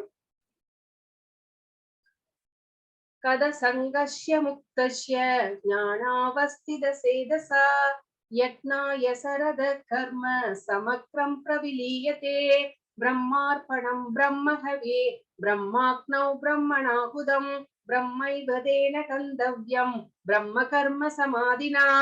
சோ 23வது ஸ்லோகம். ஜட இயற்கை குணங்களில் பற்றற்று. ஜட இயற்கை குணங்கள் எது எது நம்மளுக்கு தெரியும். சத்வகுணம், ரஜோகுணம், தமோ குணம். சோ இந்த குணங்களில் இருந்து விடுபட்டு, சோ இந்த குணங்கள் தான் நம்மளை வந்து பந்தத்துக்கு உட்படுத்துகிறது.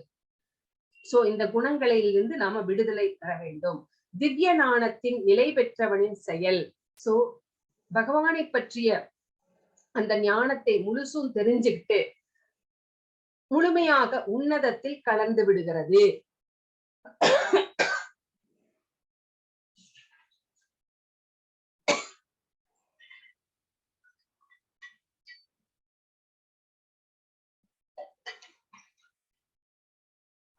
அவர்கள் செய்கின்ற செயல்கள் எல்லாமே கிருஷ்ணருக்காகவே செய்கிறார்கள்.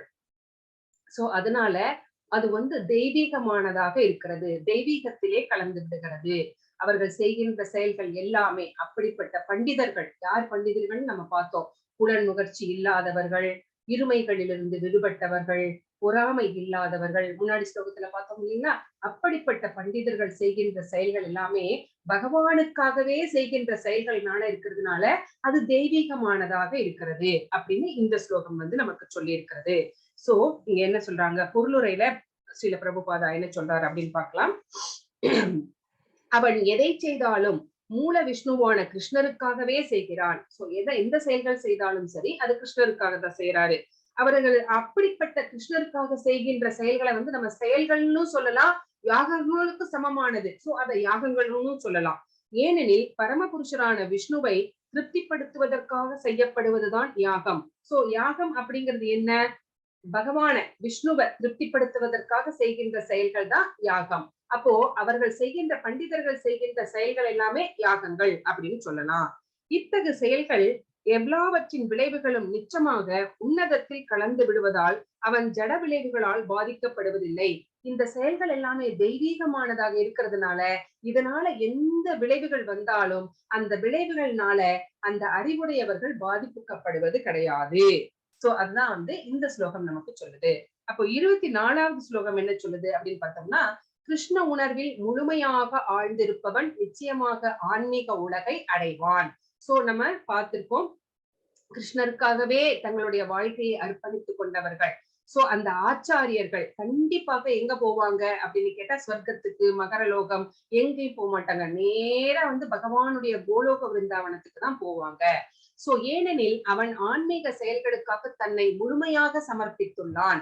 அவர்கள் செய்கின்ற செயல்கள் எல்லாமே பௌதீகத்துக்காக கிடையாது, எனக்கு என் குடும்பத்துக்கு அப்படி அவர்கள் செய்யல, சமுதாயத்துக்கு உலகத்துக்கும் செய்யல. எல்லாமே கிருஷ்ணருக்குன்னு அவங்க வந்து எப்பவுமே ஆன்மீக செயல்கள் தான் செஞ்சுட்டு இருந்தாங்க. பக்தி தொண்டு மட்டும்தான் செஞ்சுட்டு இருந்தாங்க.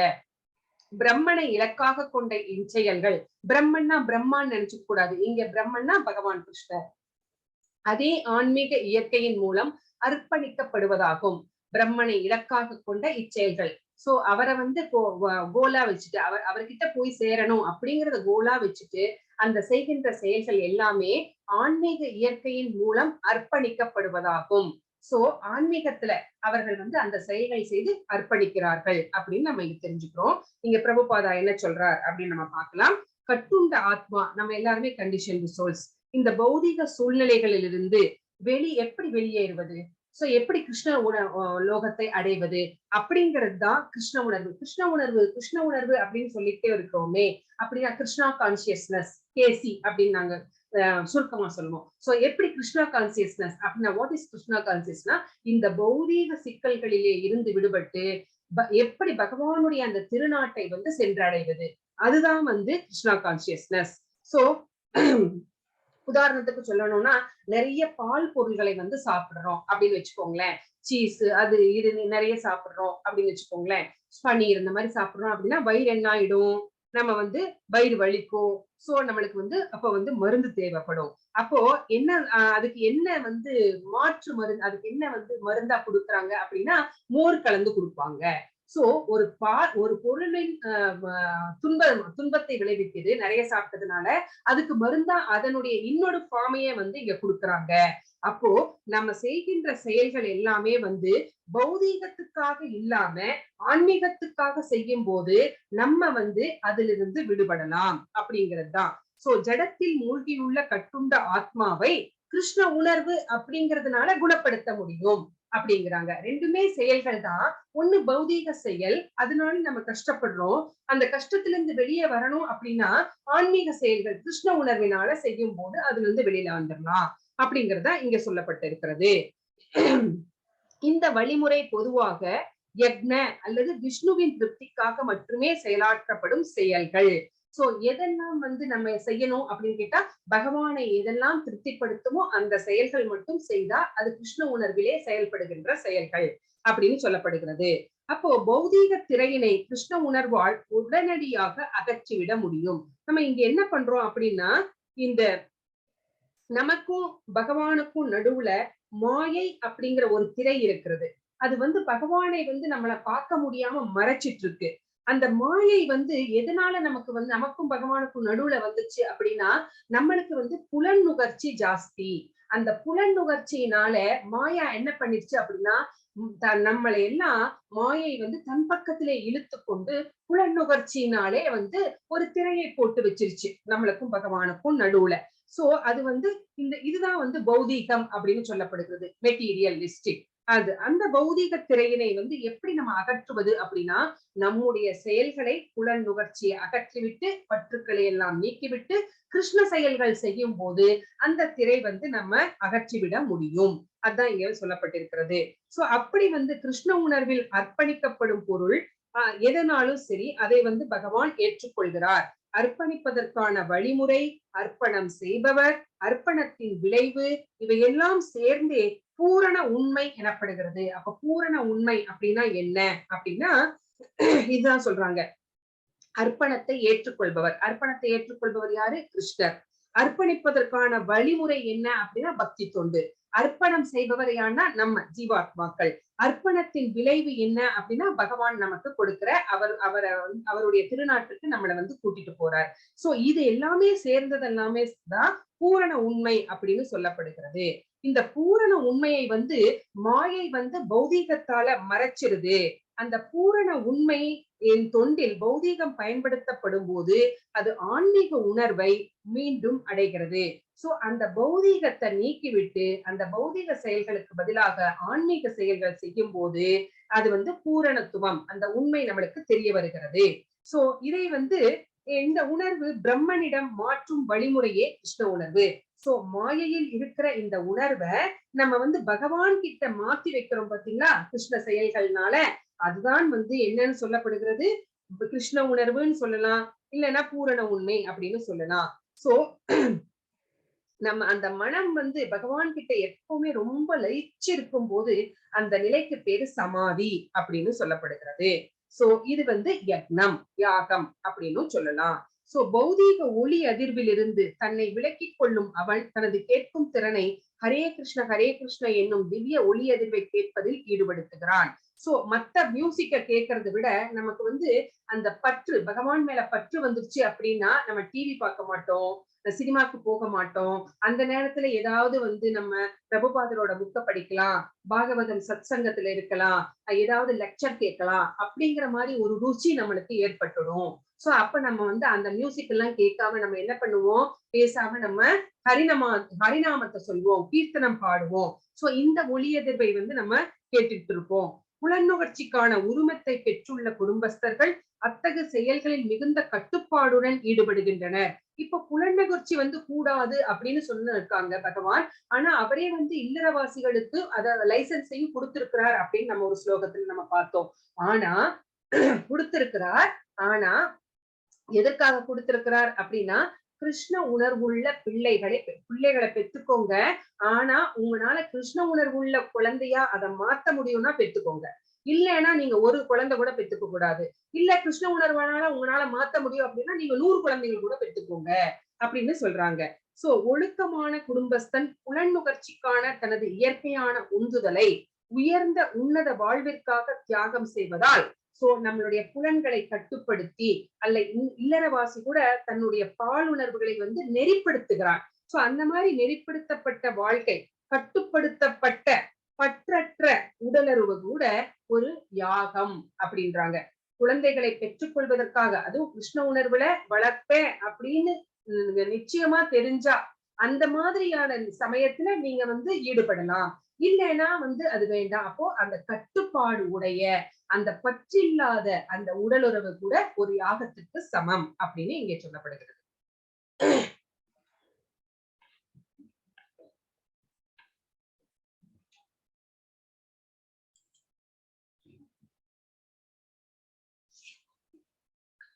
दैवं येवापरे यज्ञं योगिन पर्युपासते ब्रह्माग्नौ अपरे यज्ञं यज्ञेनैवो बहुपदी श्रोत्रादीनन्द्रियाण्यन्ये सम्याग्नि जुहुवदी सप्तादीन् विषयान् अन्य इन्द्रियाग्निषु ज्योति जुह्वதி.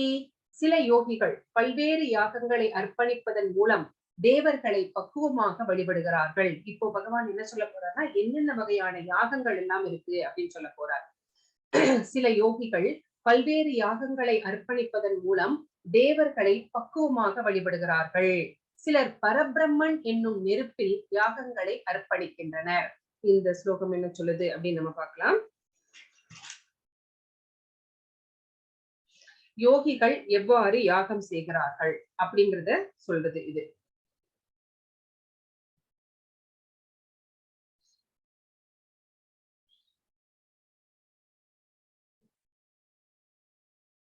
ரெண்டு வகையான யாகங்கள் இருக்குது.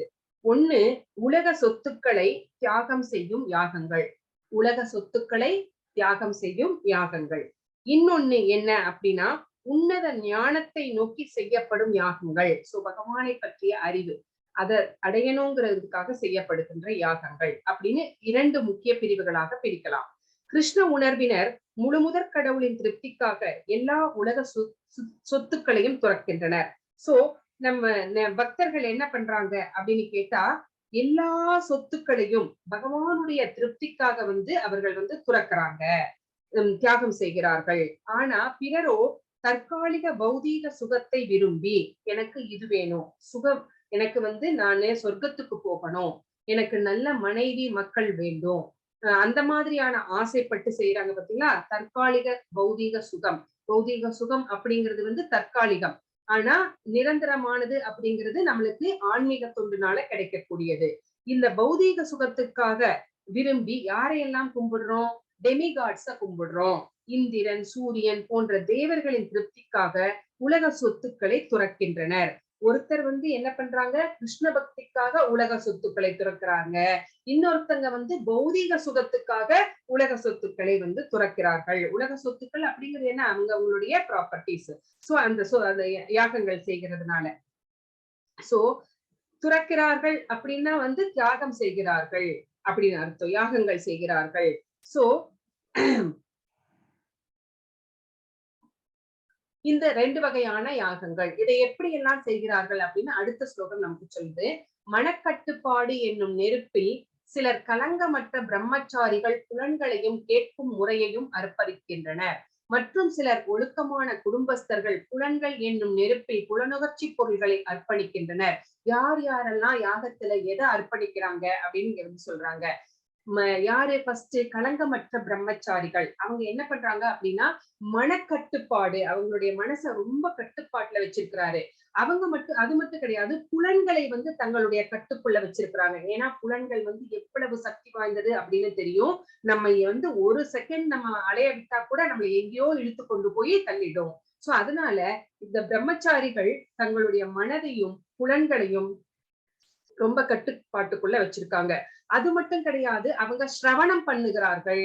சிரவணம், குரு கிட்ட போய் அவங்க வந்து நிறைய அந்த கிரந்தங்களை, அந்த ஸ்கிரிப்சர்ஸ் எல்லாம் வந்து அவங்க படிக்கிறார்கள், கேட்கிறார்கள், குரு சொல்வதை கேட்கிறார்கள். சோ சிரவணத்துக்கு ரொம்ப இம்பார்ட்டன்ஸ் கொடுக்கறாங்க அப்படிங்கிறது இங்க நம்ம தெரிஞ்சுக்கிறோம். அதே மாதிரி கிரகஸ்தர்கள், அதாவது நம்ம கல்யாணம் பண்ணிட்டு இல்லறவாசிகள், அவங்க என்ன பண்றாங்க அப்படின்னா புலன்கள் என்னும் நெருப்பில் புலனுகர்ச்சி பொருள்களை அர்ப்பணிக்கிறார்கள். சோ நம்மளுடைய புலன்கள் என்னென்ன சந்தோஷத்தை கொடுக்குமோ அத்தனை சந்தோஷத்தையுமே வந்து நம்ம என்ன பண்றோம் அப்படின்னா கிருஷ்ண பக்திக்கு வந்துட்டா எனக்கு வேண்டாம் அப்படின்னு ஒதுக்கி அதை வந்து அர்ப்பணிச்சிடுறோம் அப்படின்னு இந்த ஸ்லோகம் நமக்கு சொல்கிறது.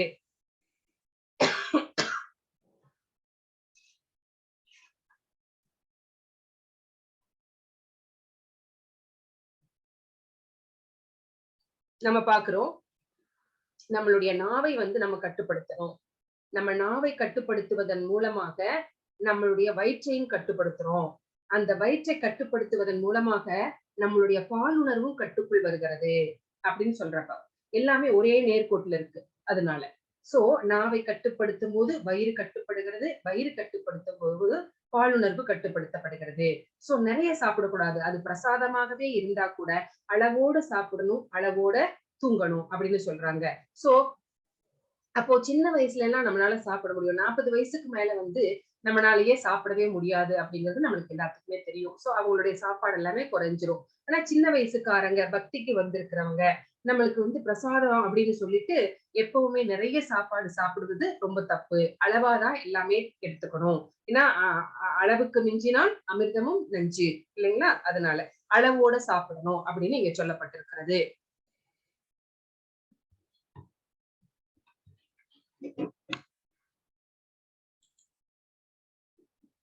सर्वाणीन्द्रियाणि कर्माणि सर्वाणीन्द्रिय कर्माणि प्राणकर्माणि सावरे आत्मसंशय योगाग्नौ जुह्वति ज्ञानदीपिते द्रव्ययञ्चास्तभोजञ्च योगयञ्चास्तदावरे स्वाध्याय ज्ञानयञ्चास यदय संसिदव्रदा.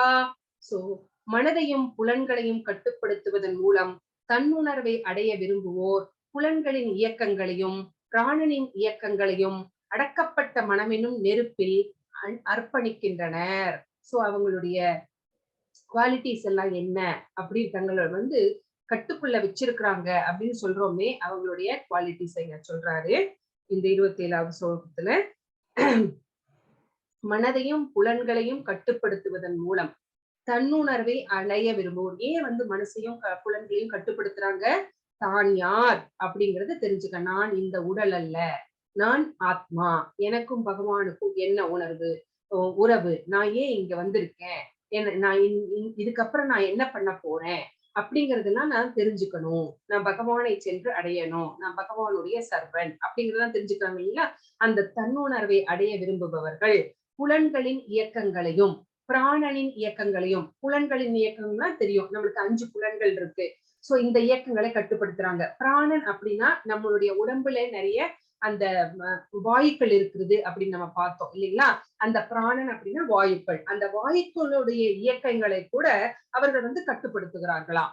சோ அப்போ அந்த அடக்கப்பட்ட மனமெனும் நெருப்பில் அர்ப்பணிக்கின்றனர். இந்த எல்லா இயக்கங்களையும் மனசுங்கிற அந்த நெருப்புல அர்ப்பணிக்கிறார்கள். சோ அதுதான் வந்து இங்க சொல்லப்பட்டிருக்கிறது. தங்களை கட்டுக்குள் வைத்திருக்கிறார்கள். அதுதான் இந்த ஸ்லோகத்துல நம்ம தெரிஞ்சுக்கிறோம். பிரபுபாதர் என்ன விளக்கம் தர்றார் அப்படின்னு நம்ம பார்க்கலாம். ஆத்மாவானது உடலினுள் உள்ள 10 வகையான வாயுக்களின் இயக்கங்களுக்கு உட்படுத்தப்பட்டது என்பது சுவாச பயிற்சிகளால் உணரப்படுகிறது. நம்ம வந்து உடம்புக்குள்ள 10 வகையான வாயுக்கள் இருக்குது. என்ன நீங்க வந்து அன்னைக்கு 5 வாயுக்கள் தானே சொன்னீங்க, இன்னைக்கு என்ன 5+5 சேர்த்துக்கிறீங்க அப்படின்னு கேட்டா, அன்னைக்கு அந்த சாப்டர்ல 5 வாயுக்கள் பத்தி தான் பேசினாங்க. ஆனா ஆக்சுவலா நம்ம உடம்புல 10 வகையான வாயுக்கள் இருக்கிறது. சோ அந்த 10 வகையான வாயுக்களுடைய இயக்கங்களுக்கு நம்முடைய ஆத்மா வந்து உள்ளே இயங்கிக் கொண்டிருக்கிறது. பயிற்சிகளால் உணரப்படுகிறது, சுவாச பயிற்சிகளால் உணரப்படுகிறது. சோ வாயுக்களின் இயக்கங்கள் அனைத்தும் பௌதீக பற்றிலிருந்து ஆத்மாவை தூய்மைப்படுத்துவதற்கு சாதகமானவையாகின்றன. அந்த வாயுக்களோட வேலை என்ன அப்படின்னு கேட்டீங்கன்னா, அந்த பௌதீகத்திலே இருந்து நம்மளுடைய ஆத்மாவை தூய்மைப்படுத்துவதற்கு உதவி செய்கிறதா அந்த வாயுக்கள் எல்லாமே. அதுதான் இதுல நம்ம தெரிஞ்சுக்கிறோம். சோ என்னென்ன வாயுக்கள் எது எதுக்கு அப்படின்னு பின்னாடி கொடுத்திருக்காங்க. நீங்க படிச்சுக்கலாம் ஈஸியா. அது ஒண்ணும் புரிஞ்சுக்கிறதுக்கு கஷ்டம் இல்ல. அடுத்த ஸ்லோகம் என்ன சொல்றது அப்படின்னு பாத்தீங்கன்னா, கடும் விரதங்களை ஏற்றுக்கொண்டு சிலர் தங்களது உடைமைகளை தியாகம் செய்வதால் ஞான ஒளி பெறுகின்றனர். மற்றவர்களோ கடுமையான தவங்கள், அஷ்டாங்க யோக பயிற்சி அல்லது உன்னத ஞானத்தில் முன்னேற்றம் பெறுவதற்காக வேதங்களை கற்றல் ஆகிய முறைகளால் ஞான ஒளி பெறுகின்றனர். அதாவது எப்படி அறிவை விருத்தி செய்திருக்கிறாங்க, என்னென்ன வகையில விருத்தி செய்திருக்கிறாங்க அப்படின்னு இந்த ஸ்லோகம் நமக்கு சொல்கிறது. இது நம்ம 6th சாப்டர் வரும்போது இத பத்தி ரொம்ப விரிவாக படிப்போம். அதனால இதை மட்டும் நம்ம தெரிஞ்சுக்கலாம். கடும் விரதங்கள் ஏற்றுக்கொண்டு சில பேர் விரதங்களை மேற்கொள்றாங்க, விரதம் இருக்கிறாங்க. சிலர் தங்க கிட்ட இருக்கிற உடைமைகளை தியாகம் செய்கிறதுனால ஞானத்தை பெற்றுக் கொள்கிறார்கள். மற்றவர்கள் என்ன பண்றாங்க, தவங்கள் செய்கின்றார்கள். அஷ்டாங்க யோக பயிற்சி, இதுவும் ஒரு சாப்டர் இருக்கு அஷ்டாங்க யோகம் அப்படின்ட்டு. அப்ப நீங்க அது 8 வகையான நிலைகள். ஒரு யோக பயிற்சியில 8 வகையான நிலைகள். சோ அல்லது உன்னத ஞானத்தில் முன்னேற்றம் பெறுவதற்காக வேதங்களை கத்துக்கிறாங்க.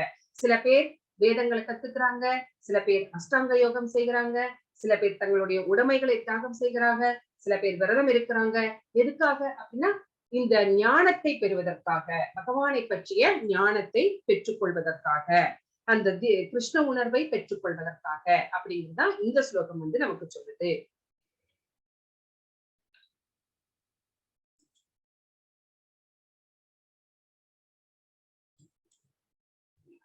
29வது ஸ்லோகம்.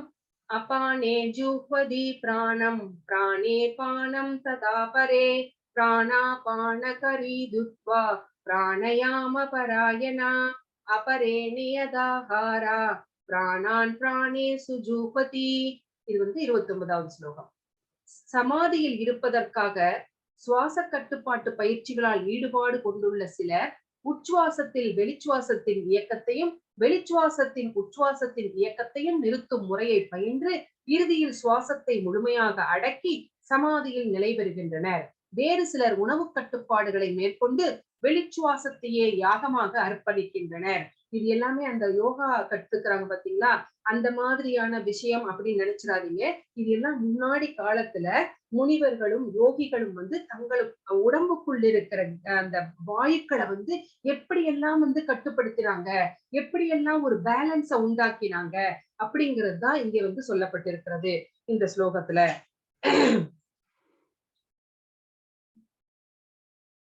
சோ இங்க என்ன சொல்றாங்க அப்படின்னா, இப்படி எல்லாம் பிரபுபாதர் என்ன சொல்றாங்க, இப்படி எல்லாம் கஷ்டப்பட்டு யோக பயிற்சிகள் செய்து யோகிகள் தங்களை யாகம் எல்லாம் செய்யறாங்க.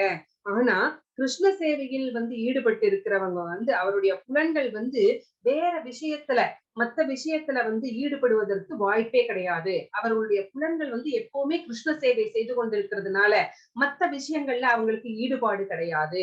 மத்த விஷயங்கள்லாம் நம்மள எதெல்லாம் கீழே தள்ளுமோ அந்த விஷயங்கள் எல்லாமே அவங்களுக்கு ஈடுபாடு கிடையாது.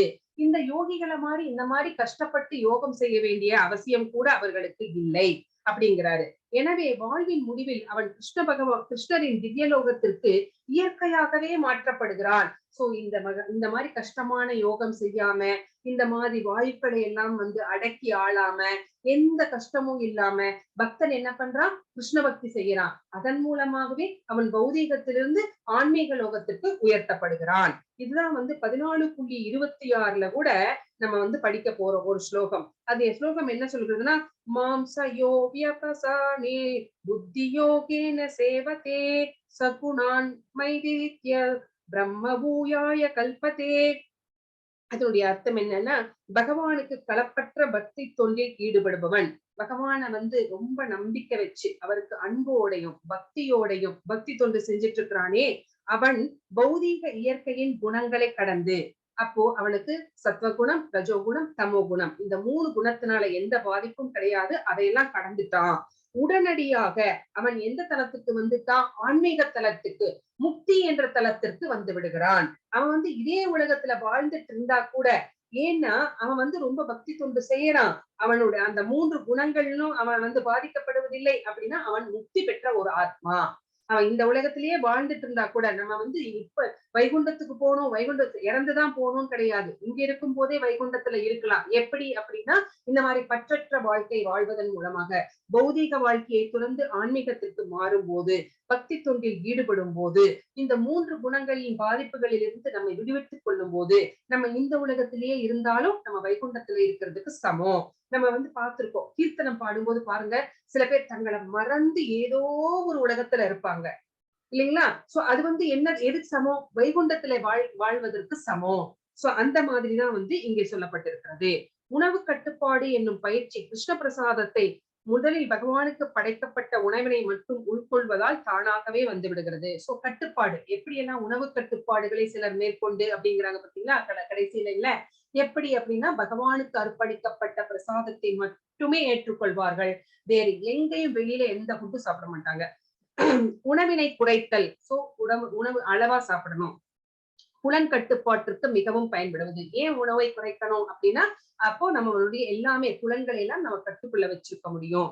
புலனடக்கம் இல்லையே, புலன்களை நம்ம கட்டுப்படுத்த தவறிட்டோம் அப்படின்னா பௌதீக பந்தத்துல இருந்து நம்ம விடுபட முடியாது. நான் ஒரு எக்ஸாம்பிள் சொன்ன பார்த்தீங்கன்னா, நாவை கட்டுப்படுத்தணும், வயிற்றை கட்டுப்படுத்தணும். ஏன் அப்படின்னா அது பாலுணர்வை கட்டுப்படுத்தும். இந்த 30 என்ன சொல்கிறது அப்படின்னு பார்த்துலாம்.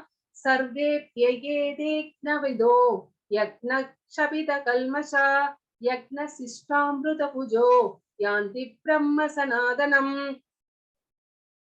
யாகத்தின் பொருளை அறிந்து செயல்படும் இவர்கள் அனைவரும், யாகம்னா என்ன அப்படிங்கிறத தெரிஞ்சுக்கிட்டு செயல்படுறாங்க. இவங்க பாவ விளைவுகளிலிருந்து தூய்மை பெற்று விடுகிறார்கள். இவங்களுடைய பாவங்கள் எல்லாத்தையுமே பகவான் எரிச்சிடுறாரு. அந்த அவர்கள் செய்கின்ற செயல்களே அதை எரிச்சிருது. இத்தகைய யாகங்களின் பலன்களை அமுதமாக பருகி பரமமான நித்திய நிலையை நோக்கி முன்னேறுகிறார்கள். பரமமான அப்படின்னா பரமம் அப்படின்னா பகவான், நித்தியமான நிலை. சோ பகவானுடன் சேர்ந்து வாழும் அந்த நிலை, அந்த நிலையை நோக்கி அவர்கள் முன்னேறுகிறார்கள். சோ யாகத்தின் பலன்கள் பகவானை எப்படி திருப்தி செய்யணுமோ அப்படி திருப்தி செஞ்சு நான் பகவானுடைய தொண்டன் அப்படிங்கிறத தெரிஞ்சுட்டு அவர்கள் செய்கின்ற செயல்கள் எல்லாமே பாவ விளைவுகளிலிருந்து அவர்களை விடுவிக்கிறது. அதனால அந்த யாகங்களின் பலன் என்ன அப்படின்னா பகவானை நோக்கி, ஆன்மீக உலகத்தை நோக்கி அவர்கள் முன்னேறுகிறார்கள் அப்படின்னு இந்த ஸ்லோகம் சொல்லுது. இதுக்கு ஓகே, அடுத்த ஸ்லோகம் என்னன்னு பார்க்கலாம். நாயம் லோகோஸ்ய அயஸ்ய குதோன்யே குரு சத்தம. இது 31வது ஸ்லோகம். 32 ஏவம் பகுவிதா யக்னா விதா பிரம்மணு முகே கர்மஜான் வித்தி தான் சர்வான் ஏவம் ஞாத்வா விமோக்ஷ்யசே. குருவம்சத்தில் சிறந்தவனே. குருவம்சம் யாருன்னு தெரியும் இல்லைங்களா? அர்ஜுனன். பஞ்ச பாண்டவர்கள் எல்லாமே குருவம்சத்தை சேர்ந்தவர்கள். எவரும் யாகங்களின்றி இவ்வுலகிலோ இவ்வாழ்விலோ மகிழ்ச்சியுடன் வாழ முடியாது. மறு உலகை பற்றி என்ன கூற முடியும்? இந்த உலகத்துல பிறந்துட்டோம் அப்படின்னா யாகங்கள், அதாவது தவங்கள், அதாவது தானங்கள், அதாவது எல்லாத்தையும் விட்டுருங்க, தியாகம் செய்ய வேண்டும். தியாகம் செய்யாம இந்த வாழ்க்கையில மகிழ்ச்சியோடு வாழ முடியாது. இந்த உலகிலேயே மகிழ்ச்சியாக வாழ முடியாது அப்படின்னா மேல் உலகத்துல சொல்லவே வேண்டாம் அப்படிங்கிறாரு இங்க ஸ்ரீல பிரபுபாதா. சோ தியாகங்கள் அப்படிங்கிறது ரொம்ப ரொம்ப ரொம்ப ரொம்ப முக்கியமானது. அது என்ன அப்படின்னு இங்க பார்க்கலாம்.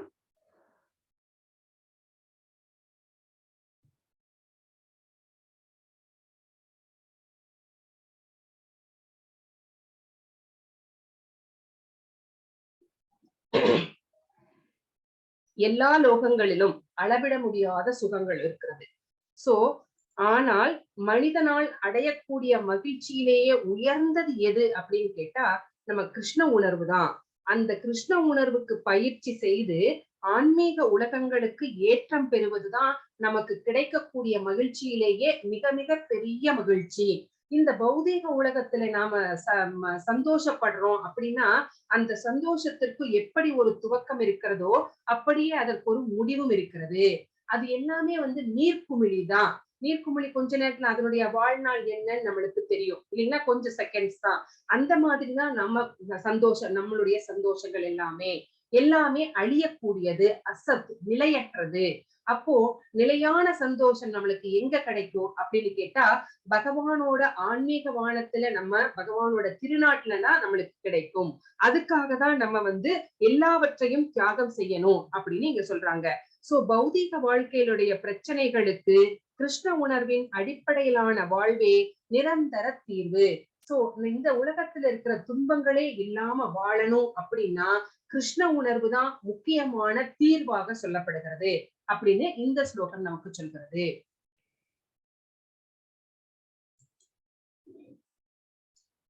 ஸ்ரேயோ திரவ்யமயாத் யஜ்ஞாத் ஞான யஜ்ஞ பரந்தப சர்வம் கர்மாகிலம் பார்த்த ஞானே பரிசமாப்யதே. எதிரிகளை தவிக்கச் செய்பவனே, ஞான யாகம் பொருள்களை யாகம் செய்வதை விட சிறந்தது. ஞான யாகம் பொருள்களை யாகம் செய்வதை விட சிறந்தது. ஒருத்தருக்கு வந்து பகவானை பற்றிய அறிவை வந்து சொல்றது அப்படிங்கிறது அவர்களுக்கு ஏதாவது பொருளை கொடுக்கறதை விட சிறந்தது. பிரதாவின் மகனே, பிரதா அப்படிங்கிறது குந்தி தேவியினுடைய பெயர், இன்னொரு பெயர். அது மட்டுமன்றி எல்லா செயல்களின் யாகமும் தெய்வீக ஞானத்திலேயே முற்று பெறுகின்றன. சோ செயல்கள் நம்ம செய்கின்றோம், அந்த யாகங்கள் தெய்வீக ஞானத்திலே முற்று பெறுகின்றன. அதனுடைய அந்த ஃபைனல் ஸ்டேஜ் எதுல போய் முடியணும் அப்படின்னா பகவானை எவ்வாறு அடைவது அப்படிங்கிற அந்த ஞானத்தை தருவதாக இருக்க வேண்டும் அப்படின்னு இங்க சொல்லப்பட்டிருக்கிறது. சோ எல்லா யாகங்களின் நோக்கமும் ஞானத்தின் பூரணமான நிலையை அடைந்து பௌதீக துன்பத்திலே இருந்து விடுபட்டு இறுதியில் கடவுளுக்கு திவ்யமான அன்பு தொண்டு ஆற்றுவதே. சோ இந்த பௌதீக உலகத்தில துன்பங்கள்ல இருந்து விடுபட்டு பகவானுக்கு எப்படி அன்பு தொண்டு செய்வது, அதுதான் முக்கியமான நோக்கம். சோ ஞானமில்லாத யாகங்கள் வெறும் பௌதீக செயல்களே, ஞானமில்லாத யாகங்கள்.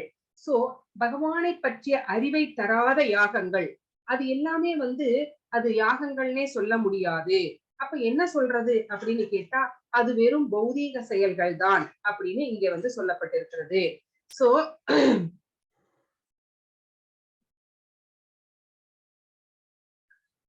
அது வெறும் சடங்கு, அது வெறும் சடங்குன்னு கூட சொல்லலாம். அந்த சடங்கை வந்து எதுக்கு செய்யணும்னு கூட தெரியாது. அதுக்கு ஒரு எக்ஸாம்பிளா பிரபுபாதர் வந்து ஒரு கதை சொல்வார், ஒரு பூனை கதை. என்ன கதை அப்படின்னு கேட்டீங்கன்னா, ஒரு இடத்துல கல்யாணம் நடந்துட்டு இருக்கு. அந்த கல்யாண வீட்டுல ஒரு பூனை வந்து அங்கேயும் அங்கேயும் சுத்திக்கிட்டே இருந்துச்சு. பூனை அப்படின்னா அங்க எங்க சுத்திட்டு இருந்தா நம்ம என்ன சொல்லுவோம், கெட்ட சகுனம் அப்படின்னு அந்த மாதிரி எதாவது சொல்லுவோம் இல்ல. நம்ம அந்த மாதிரி ஒரு நம்மளுக்கு ஒரு இது இருக்கு இல்லைங்களா. இது என்ன பூனை குறுக்க முறுக்க ஆடிட்டு இருக்கு அப்படின்னு சொல்லிட்டு அந்த கல்யாண பெண்ணோட அம்மா என்ன பண்ணாங்க, அந்த பூனையை பிடிச்சு கொண்டு போய் ஒரு கூடையில போட்டு மூடிட்டாங்க. அதையெல்லாம் அந்த கல்யாண பொண்ணு பார்த்துக்கிட்டே இருந்தா. அப்போ அந்த கல்யாண பெண் பெருசாகி அந்த கல்யாண பெண் திருமணமாகி போய் அவளுடைய பெண்ணுக்கு கல்யாணம் ஆகும் போது என்ன பண்ணினா, அன்னைக்கு அம்மா ஒரு பூனைய பிடிச்சு கூடக்குள்ள மூடுனாங்களே அப்படின்னு சொல்லிட்டு தெரு தெருவா தேடி போய் ஒரு பூனைய பிடிச்சிட்டு வந்து கூடக்குள்ள போட்டு மூடி கல்யாண வீட்டுல ஒரு ஓரமா வச்சுட்டா. அதுதான் என்ன சொல்றாங்க அப்படின்னா, ஞானத்தை தராத செயல்கள் எல்லாமே பௌதீக செயல்கள். ஞானத்தை தராத யாகங்கள் எல்லாமே பௌதீக செயல்களுக்கு சமம். அப்போ அது வெறும் சடங்குதான். அந்த சடங்கு எதுக்கு செய்யறோம், ஏன் செய்யறோம் அப்படின்னு தெரியாம செஞ்சுட்டு இருக்கோம் இல்லைங்களா. சோ ஏன் வந்து இந்த சடங்கு செய்யறாங்க அப்படிங்கறதெல்லாம் நம்ம தெரிஞ்சுக்கணும். அந்த ஞானம் வந்து நம்மளுக்கு வேணும் அப்படின்னு இங்க சொல்றாங்க. சோ உண்மையான ஞானம் என்பது கிருஷ்ணரை அறிவது. மற்ற பௌதீக செயல்கள் எல்லாம் வெற்று சடங்குகள் அப்படின்னு இந்த ஸ்லோகம் நமக்கு சொல்கிறது.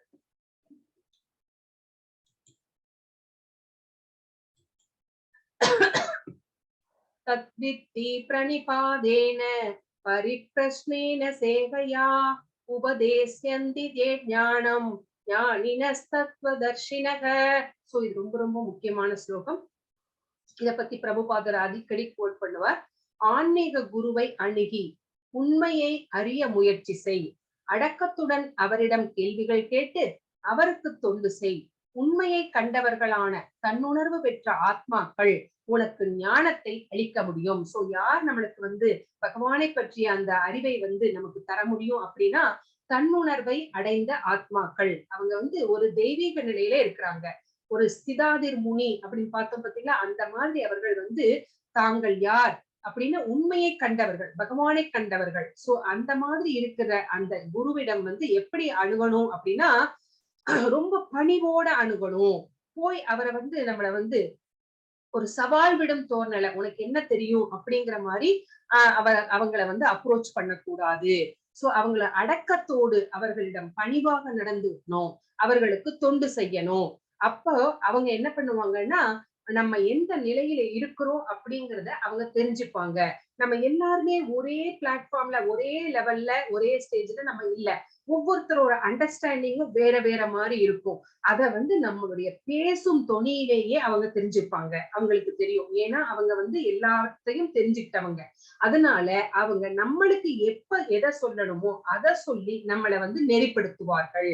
சோ அந்த ஞானத்தை அந்த குருனால மட்டும்தான் வந்து அளிக்க முடியும். அதனால அவங்க கிட்ட எப்படி நடந்துக்கணும்? அடக்கத்தோடையும் பணிவோடையும் நடந்துக்கணும். சவால் விடுற மாதிரி தெரிஞ்சுக்க கூடாது, நடந்துக்க கூடாது. ஃபார் எக்ஸாம்பிள், ஒரு குரு இருக்கிறார் அப்படின்னு வச்சுக்கோங்க. அவருக்கு வந்து கம்ப்யூட்டரை ஆப்ரேட் பண்ண தெரியும். ஆனா அதுல ஒரு சின்ன மிஸ்டேக் வந்துருச்சுன்னா அத வந்து அவருக்கு செய்ய தெரியாது. சோ அத வந்து எப்படி சரி பண்ணணும் அப்படிங்கறது தெரியாம இருக்கலாம். ஒரு கம்ப்யூட்டர் என்ஜினியர் இத பார்த்துட்டே இருந்துட்டு பெரிய குருன்னு சொல்றார், இந்த சின்ன விஷயத்த நான் ஒரு செகண்ட்ல கூன் ஊதிடுவேன். ஆனா இத கூட இவருக்கு தெரியலையே அப்படின்னு நினைக்க கூடாது. ஏன்னா அவருக்கு வந்து கம்ப்யூட்டரை எது எதுக்கெல்லாம் பயன்படுத்தலாம், எப்படியெல்லாம் பயன்படுத்தலாம் அப்படிங்கிறது அவருக்கு நல்லா தெரிஞ்சிருக்குது. இப்போ ஒரு கார் இருக்குதுன்னு வச்சுக்கோங்க. காரை வந்து நம்மளுக்கு ஓட்ட தெரியும். ஆனா எத்தனை பேருக்கு அதை ரிப்பேர் பண்ண தெரியும்? அது நம்மளுக்கு தேவையில்லை. நிறைய மெக்கானிக்ஸ் இருக்காங்க.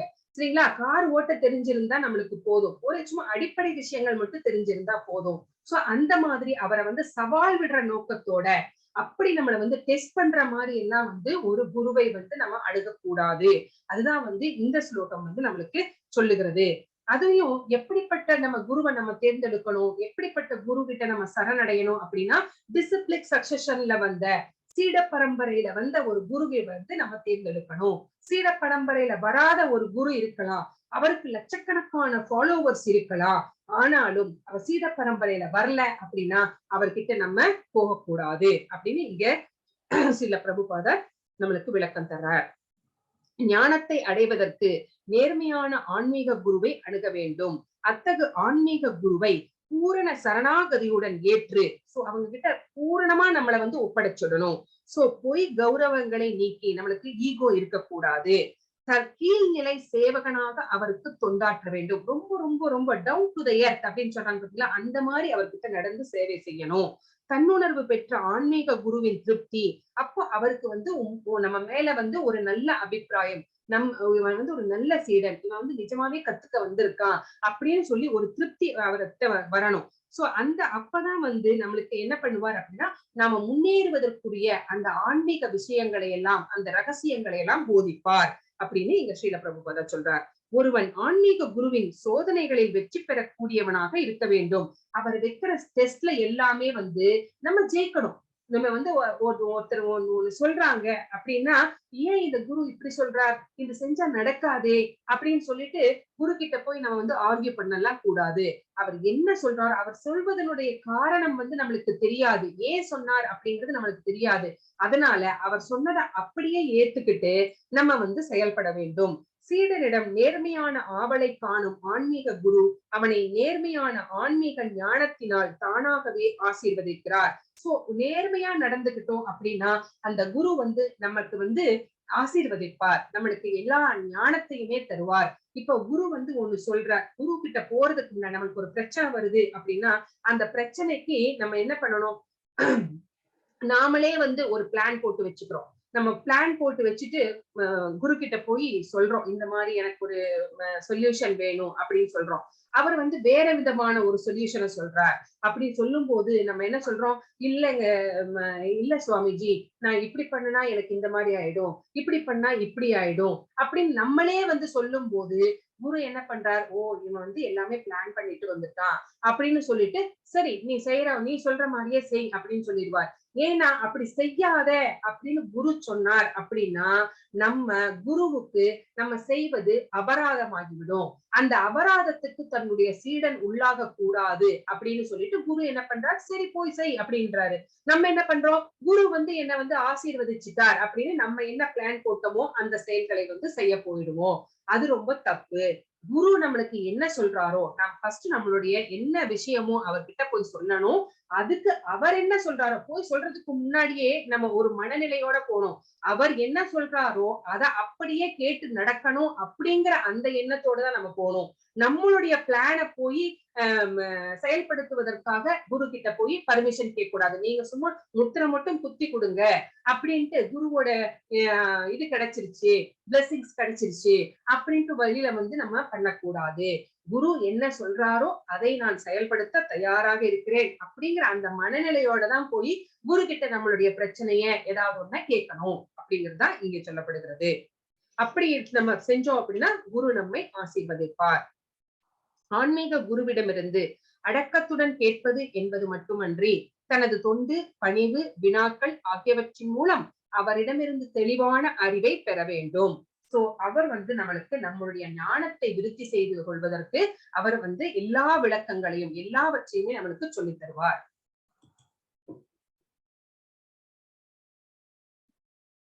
டைம் ஆயிடுச்சா உங்களுக்கு?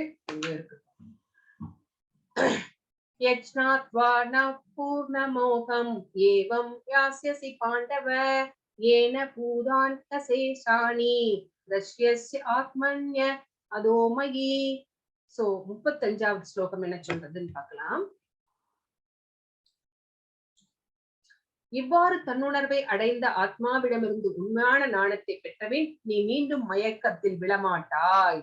சோ நீ ஒன்ஸ் உனக்கு இந்த ஞானத்தை குருவிடமிருந்து நீ பெற்றுக்கொண்டு விட்டாய் என்றால் சோ நீ மறுபடியும் இந்த மாயையிலே இந்த பௌதீகத்திலே நீ விழமாட்ட, நீ ஸ்டடியா இருப்ப அப்படின்னு இந்த 35வது ஸ்லோகம் நமக்கு சொல்கிறது. சோ அது எப்படி அப்படின்னு கேட்டா, ஏன் இப்படி சொல்றார் அப்படின்னு கேட்டா, எல்லா ஜீவன்களும் பூரண புருஷோத்தமரான பகவான் ஸ்ரீ கிருஷ்ணரின் அம்சங்கள். சோ நம்ம எல்லாருமே பகவானுடைய பின்ன பகுதிகள், பார்ட்ஸ் அண்ட் பார்சல்ஸ். சோ கிருஷ்ணரிடமிருந்து நம்ம தனித்து வந்திருக்கிறோம். நான் தனியா போய் என்ஜாய் பண்ணணும் அப்படிங்கறதுனால கிருஷ்ணரை விட்டு நம்ம அப்பாவை விட்டு பிரிஞ்சு வந்திருக்கிறோம். அப்போ அந்த தனித்து வாழணும் அப்படிங்கிற எண்ணம் எப்படி வந்துச்சு? மாயையினால் ஏற்பட்டது. மா அப்படின்னா இல்லைன்னு அர்த்தம், யா அப்படின்னா இது அப்படின்னு அர்த்தம். சோ அந்த எண்ணம் வந்ததுனாலே நம்ம பகவானை விட்டு பிரிஞ்சு வந்தோம்.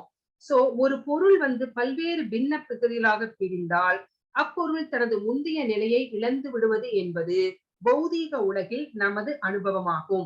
ஒரு பெரிய A4 ஷீட்டை எடுத்து அதை நல்லா துண்டு துண்டா பிச்சு போடுறோம் அப்படின்னா என்ன ஆயிடும்?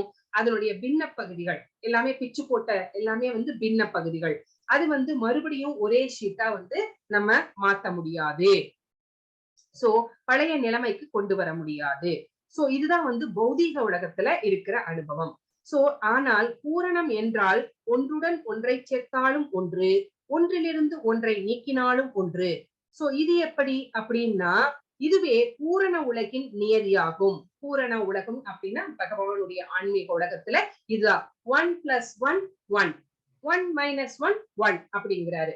ஒன்றிலிருந்து ஒன்னை கூட்டினாலும் ஒண்ணுதான், ஒன்னிலிருந்து ஒன்ன பிரிச்சாலும் ஒண்ணுதான் அப்படிங்கிறாரு. எப்படி அப்படின்னு கேட்டா, நம்ம எல்லாம் பகவானுடைய பின்ன பகுதிகள். சோ அவரிடமிருந்து பிரிஞ்சு வந்துட்டோம். அப்ப 1 - 1. அப்பவும் நம்ம என்னவா இருக்கிறோம்? அவருடைய பின்ன பகுதிகளாக தான் இருக்கிறோம். அதனாலதான் 1 - 1 = 1. உங்களுக்கு புரிஞ்சிருக்கும்னு நினைக்கிறேன். அவரிடமிருந்து பிரிந்து வந்தாலும் நம்ம அவருடைய பின்ன பகுதிகள் அப்படிங்கிறதுனால நம்ம இந்த கணக்கு சொல்றோம். அது எப்படி 1 + 1 = 1 அப்படிங்கிறீங்க அப்படின்னு கேட்டீங்கன்னா, நம்ம யார்கிட்ட இருந்து பிரிஞ்சு வந்தோம்? பகவான் கிட்ட இருந்து பிரிஞ்சு வரதுக்கு முன்னாடி பகவானுடைய அங்க உறுப்பாக தானே இருந்தோம். அப்போ அவர் 1 + நான் 1. அப்போ ரெண்டுமே சேர்ந்தது 1 பூரணம். சோ பகவான் கிட்ட இருந்து நம்ம பிரிஞ்சு வந்தாலும் சரி, பகவான் கிட்ட இருந்து நம்ம போய் சேர்ந்தாலும் சரி, அவர் அந்த பூரணமாகவே இருக்கிறார். அவரிலிருந்து எதுவுமே குறைஞ்சு போறது கிடையாது. இதுதான் ஸ்ரீல பிரபுபாதருடைய கணக்கு. கிருஷ்ணருடனான நித்தியமான ஆன்மீக உறவை விட உறவினர்களுடனான தனக்கான உடல் சம்பந்தமான உறவை மிக முக்கியமான அர்ஜுனன் எண்ணியதற்கு மாயையே காரணம். சோ கிருஷ்ணர் கிட்ட இருக்கிற உறவை விட அர்ஜுனர் என்ன நினைச்சார், என்னுடைய சொந்தக்காரர்கள் இவர்கள். சோ இந்த பாடிலி ரிலேஷன்ஷிப்புக்கு தான் முக்கியத்துவம் கொடுத்தார். அதனாலதான் அவர் போர் செய்ய மாட்டேன் அப்படின்னு சொன்னார். அந்த மாதிரி சொல்றதுக்கு என்ன காரணம்? மாயை. அந்த மாயை தான் அவரை அந்த மாதிரி சொல்ல வச்சுது. சோ கிருஷ்ணரின் நித்திய சேவகனான ஆத்மா அவரிடமிருந்து பிரிக்க முடியாதவன். அவரிடமிருந்து தனித்திருப்பதாக நினைப்பது மாயை. சோ நம்ம கிருஷ்ணருடைய நித்திய சேவகன். நம்மளுடைய ஆத்மா நம்ம ஆத்மா பக்கத்திலேயே பரமாத்மா உட்கார்ந்து இருக்கிறார். இந்த ரெண்டையுமே பிரிக்க முடியுமா அப்படின்னு கேட்டா பிரிக்க முடியாது. அப்போ நான் பகவான் கிட்ட இருந்து பிரிஞ்சு வந்துட்டேன் அப்படின்னு நினைக்கிறது எது அப்படி நம்ம நினைக்க வைக்கிறது மாயை. சோ இந்த முடிவையை கீதையின் மொத்த உபதேசங்களும் நோக்கமாக கொண்டுள்ளன. சோ கீதை நம்மளுக்கு இதுதான் நம்மளுக்கு போதிக்கிறது. சோ பகவானுடைய திவ்யமான அன்பை தொண்டினை மறந்துள்ளதால் நான் பகவானுடைய நித்திய சேவகன், அவருக்கு தொண்டு செய்வதுதான் என்னுடைய வாழ்க்கையின் குறிக்கோள் அப்படிங்கிற நம்ம மறந்துட்டதுனால நம்ம இந்த உடல் வேறுபாடுகள், நான் வேற, நான் அப்படிங்கிறது அப்படி, நான் ஆத்மா அப்படின்னு நினைக்காம நான் இந்த உடல் தான் அப்படின்னு நினைக்கிறேன். சோ இந்த நினைப்பு ஏன் வந்தது அப்படின்னா பகவானை மறந்ததுனால அப்படின்னு இந்த ஸ்லோகம் நமக்கு சொல்கிறது. உன்னத ஆத்மாவான கிருஷ்ணரே எல்லா உயிரினங்களையும் பாதுகாப்பவர். அவர்தான் ப்ரொடெக்டர். அவர்தான் நம்மளை பாதுகாக்கிறார். அந்த பாதுகாப்பினை கைவிட்ட உயிர்வாளிகள் பௌதீக சக்தியினால் மயக்கப்பட்டு தம்மை தனிப்பட்டவர்களாக கற்பனை செய்கின்றனர். சோ நம்ம பகவான் கிட்ட இருந்து பிரிஞ்சு இந்த பௌதீக உலகத்துக்கு வந்த உடனே மாயை நம்மளை வசியப்படுத்தி நம்மளை இந்த மாதிரி எல்லாம் நினைக்க வைக்கிறது. ஆனா இதை யார் தெளிவாக புரிஞ்சுக்கிறாங்களோ அது பக்குவமான ஞானம் அப்படின்னு சொல்லப்படுகிறது. சோ இந்த மாதிரி மயங்கிய ஆத்மாக்கள் கிருஷ்ணரை மறந்து விடுகிறார்கள். மயங்கிய ஆத்மாக்கள் என்னைக்கு கிருஷ்ண உணர்வுக்கு திரும்புறாங்களோ அவர்கள் முக்தியின் பாதைக்கு, ஆன்மீக பாதைக்கு அவர்கள் வந்துட்டாங்க அப்படின்னு அர்த்தம். இது ஸ்ரீமத் பாகவதத்துல கூட சொல்லப்பட்டிருக்கிறது அப்படின்னு இந்த 35வது ஸ்லோகம் சொல்கிறது. இந்த 36வது ஸ்லோகம் என்ன சொல்றது அப்படின்னு பார்த்தோம்னா, அபிஷேத்கசி பாவேப்ய சர்வேப்ய பாவக்ருத்தம சர்வஜ்ஞான பலவேன ஸ்வஜினம் சந்தரிஷ்யசி. சோ பாவிகளில் எல்லாம் பெரும்பாவியாக நீ கருதப்பட்டாலும் உன்னதமான ஞானம் எனும் படகில் நிலை பெற்று விட்டு விட்டால் உன்னை துன்பக்கடலை கடந்து விட முடியும். சோ பாவிகள்லாம் நிறைய பாவம் செய்து நம்ம பாவியாக இருந்தால் கூட பரவாயில்லை. என்ன சொல்றாரு அப்படின்னா, உன்னதமான ஞானம் என்னும் படகில் நீ நிலை பெற்று விட்டு விட்டால். சோ அஜாமிலன் எவ்வளவு பாவங்கள் எல்லாம் செஞ்சான் இல்லைங்களா? ஆனா கடைசியில அவனுக்கு முக்தி கிடைச்சதா இல்லையா? சோ அவர் தான் யார் அப்படிங்கிறத புரிஞ்சுக்கிட்டார். தான் என்ன பண்ணினோம் அப்படிங்கிற செயல்களை எல்லாம் புரிஞ்சுக்கிட்டார். கடைசியில பகவான் கிட்ட சரணடைஞ்சார். சோ அந்த ஞானம், அவரை பற்றிய அறிவு, பகவானை பற்றிய அறிவு, அது பகவானை பற்றிய அறிவை இங்க படகுக்கு ஒப்பிடுறாங்க. அந்த படகை நம்ம புடிச்சுக்கிட்டோம், நம்ம தத்தளிச்சிட்டு இருக்கிறோம், சம்சார சாகரத்துல தத்தளிச்சிட்டு இருக்கோம். அப்போ பகவானை பற்றிய அறிவுங்கிற படகு வருது. அதை நம்ம பிடிச்சுக்கிட்டோம் அப்படின்னா இந்த துன்பக்கடல், சம்சார சாகரம் அப்படின்னு சொல்லப்படுகிற இந்த துன்பக்கடலை ஈஸியா கடந்து விட முடியும் அப்படின்னு இந்த ஸ்லோகம் நமக்கு சொல்கிறது.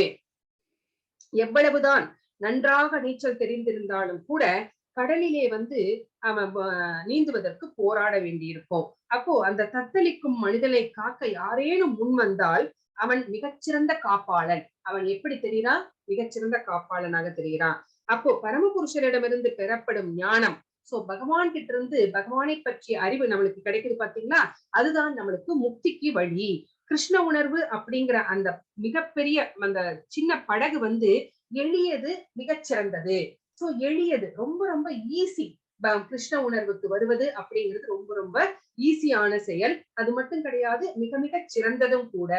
எப்படி எளிது அப்படின்னா, ஒண்ணும் வேண்டாம், நீ சாண்ட் பண்ணு, டான்ஸ் பண்ணு, பிரசாதம் சாப்பிடு அப்படிங்கிறார் சில பிரபுபாதா. நீ கோயிலுக்கு வா, பகவானுடைய நாமத்தை சொல்லு, டான்ஸ் பண்ணு அப்படிங்கிறார். சோ பிரசாதம் சாப்பிடு. இதுவே நம்மளை என்ன பண்ணிடுமா? கிருஷ்ண பக்திக்கு கூட்டிட்டு போயிடுமா? சோ அது ரொம்ப சிறந்ததும் கூட. விச் இஸ் த பெஸ்ட் அப்படின்னு கேட்டா இவ்வளவு எளிதாகவும் இருக்குது, சிறந்ததாகவும் இருக்குது. அதுதான் இங்க பிரபுபாதர் சொல்ற விஷயம். 37வது, யதைத்தாம்சி சமித்தோக்னிர் பஸ்மத்சாத் குருதேர்ஜுன ஞானாக்னி சர்வ கர்மாணி பஸ்மசாத் குருதே ததா. கொழுந்து விட்டு எரியும் நெருப்பு விறகை சாம்பலாக்குவதை போல அர்ஜுனா ஞான நெருப்பானது ஜட செயல்களின் விளைவுகளை எல்லாம் சாம்பலாக்கி விடுகிறது. இது நம்மளுக்கு நல்லா புரியும் இல்லைங்களா? சோ எரிஞ்சிட்டு இருக்கு அந்த நெருப்பு வந்து என்ன பண்ணிடும், அந்த விறகையெல்லாம் கொஞ்ச நேரத்துல சாம்பலாக்கிடும். அதே மாதிரி பகவானை பற்றிய அறிவு அப்படிங்கிற அந்த நெருப்பு நமக்கு வந்துருச்சு அப்படின்னா நம்ம செய்கின்ற ஜட செயல்களுடைய விளைவுகள் பாவமோ புண்ணியமோ எல்லாத்தையும் எரிச்சு சாம்பலாக்கி நமக்கு வந்து நில் பேலன்ஸா பண்ணிடும். அப்போ நமக்கு வந்து அந்த பக்குவம் வரும், பகவானை அறிந்து கொள்வதற்கான பக்குவம் வரும். அதுதான் வந்து இந்த ஸ்லோகம் நமக்கு சொல்லி இருக்கிறது. இந்த நெருப்பு தீய செயல்களின் விளைவுகளை எரிப்பதோடு மட்டுமல்லாமல் நல்ல செயல்களின் விளைவுகளையும் கூட சாம்பலாக்கி விடுகிறது. நம்ம முதலே சொல்லியிருக்கோம், நம்மளுக்கு முதலே தெரியும், நல்ல செயல்கள் வந்து நம்மளுக்கு புண்ணியத்தை தரும். அந்த புண்ணியத்தை அனுபவிக்க மறுபடியும் பிறப்பு எடுக்கணும், இல்ல நான் சொர்க்கத்துக்கு போகணும், அங்க போய் நம்ம புண்ணிய பலன்கள் தீரும் வரை இருந்துட்டு மறுபடியும் பிறப்பு எடுத்து வரணும். அப்ப நம்ம நல்லவங்களா இருப்போமா, பக்தி செய்வதற்கு நமக்கு எல்லாம் சான்ஸ் கிடைக்குமா அப்படிங்கறதெல்லாம் நமக்கு நிச்சயம் கிடையாது. அதனால நமக்கு புண்ணியமும் வேண்டாம், பாவமும் வேண்டாம். அதுதான் வந்து இங்கே நமக்கு சொல்லப்பட்டிருக்கிறது. அடுத்த ஸ்லோகம், நகி ஞானேன சத்ருஷம் பவித்ரம் இக வித்யதே தத்ஸ்வயம் யோக சம்சித்த காலேனாத்மனி விந்ததி. சோ இவ்வுலகில் உன்னத ஞானத்தை போல சிறந்ததும் தூய்மையானதும் வேறொன்றும் இல்லை. இத்தகைய ஞானமே எல்லா யோகங்களின் முற்றிய பலமாகும். பக்தி தொண்டின் பயிற்சியினால் இதனை அடைந்தவன் காலப்போக்கில் இந்த ஞானத்தை தன்னில் அனுபவிக்கின்றான்.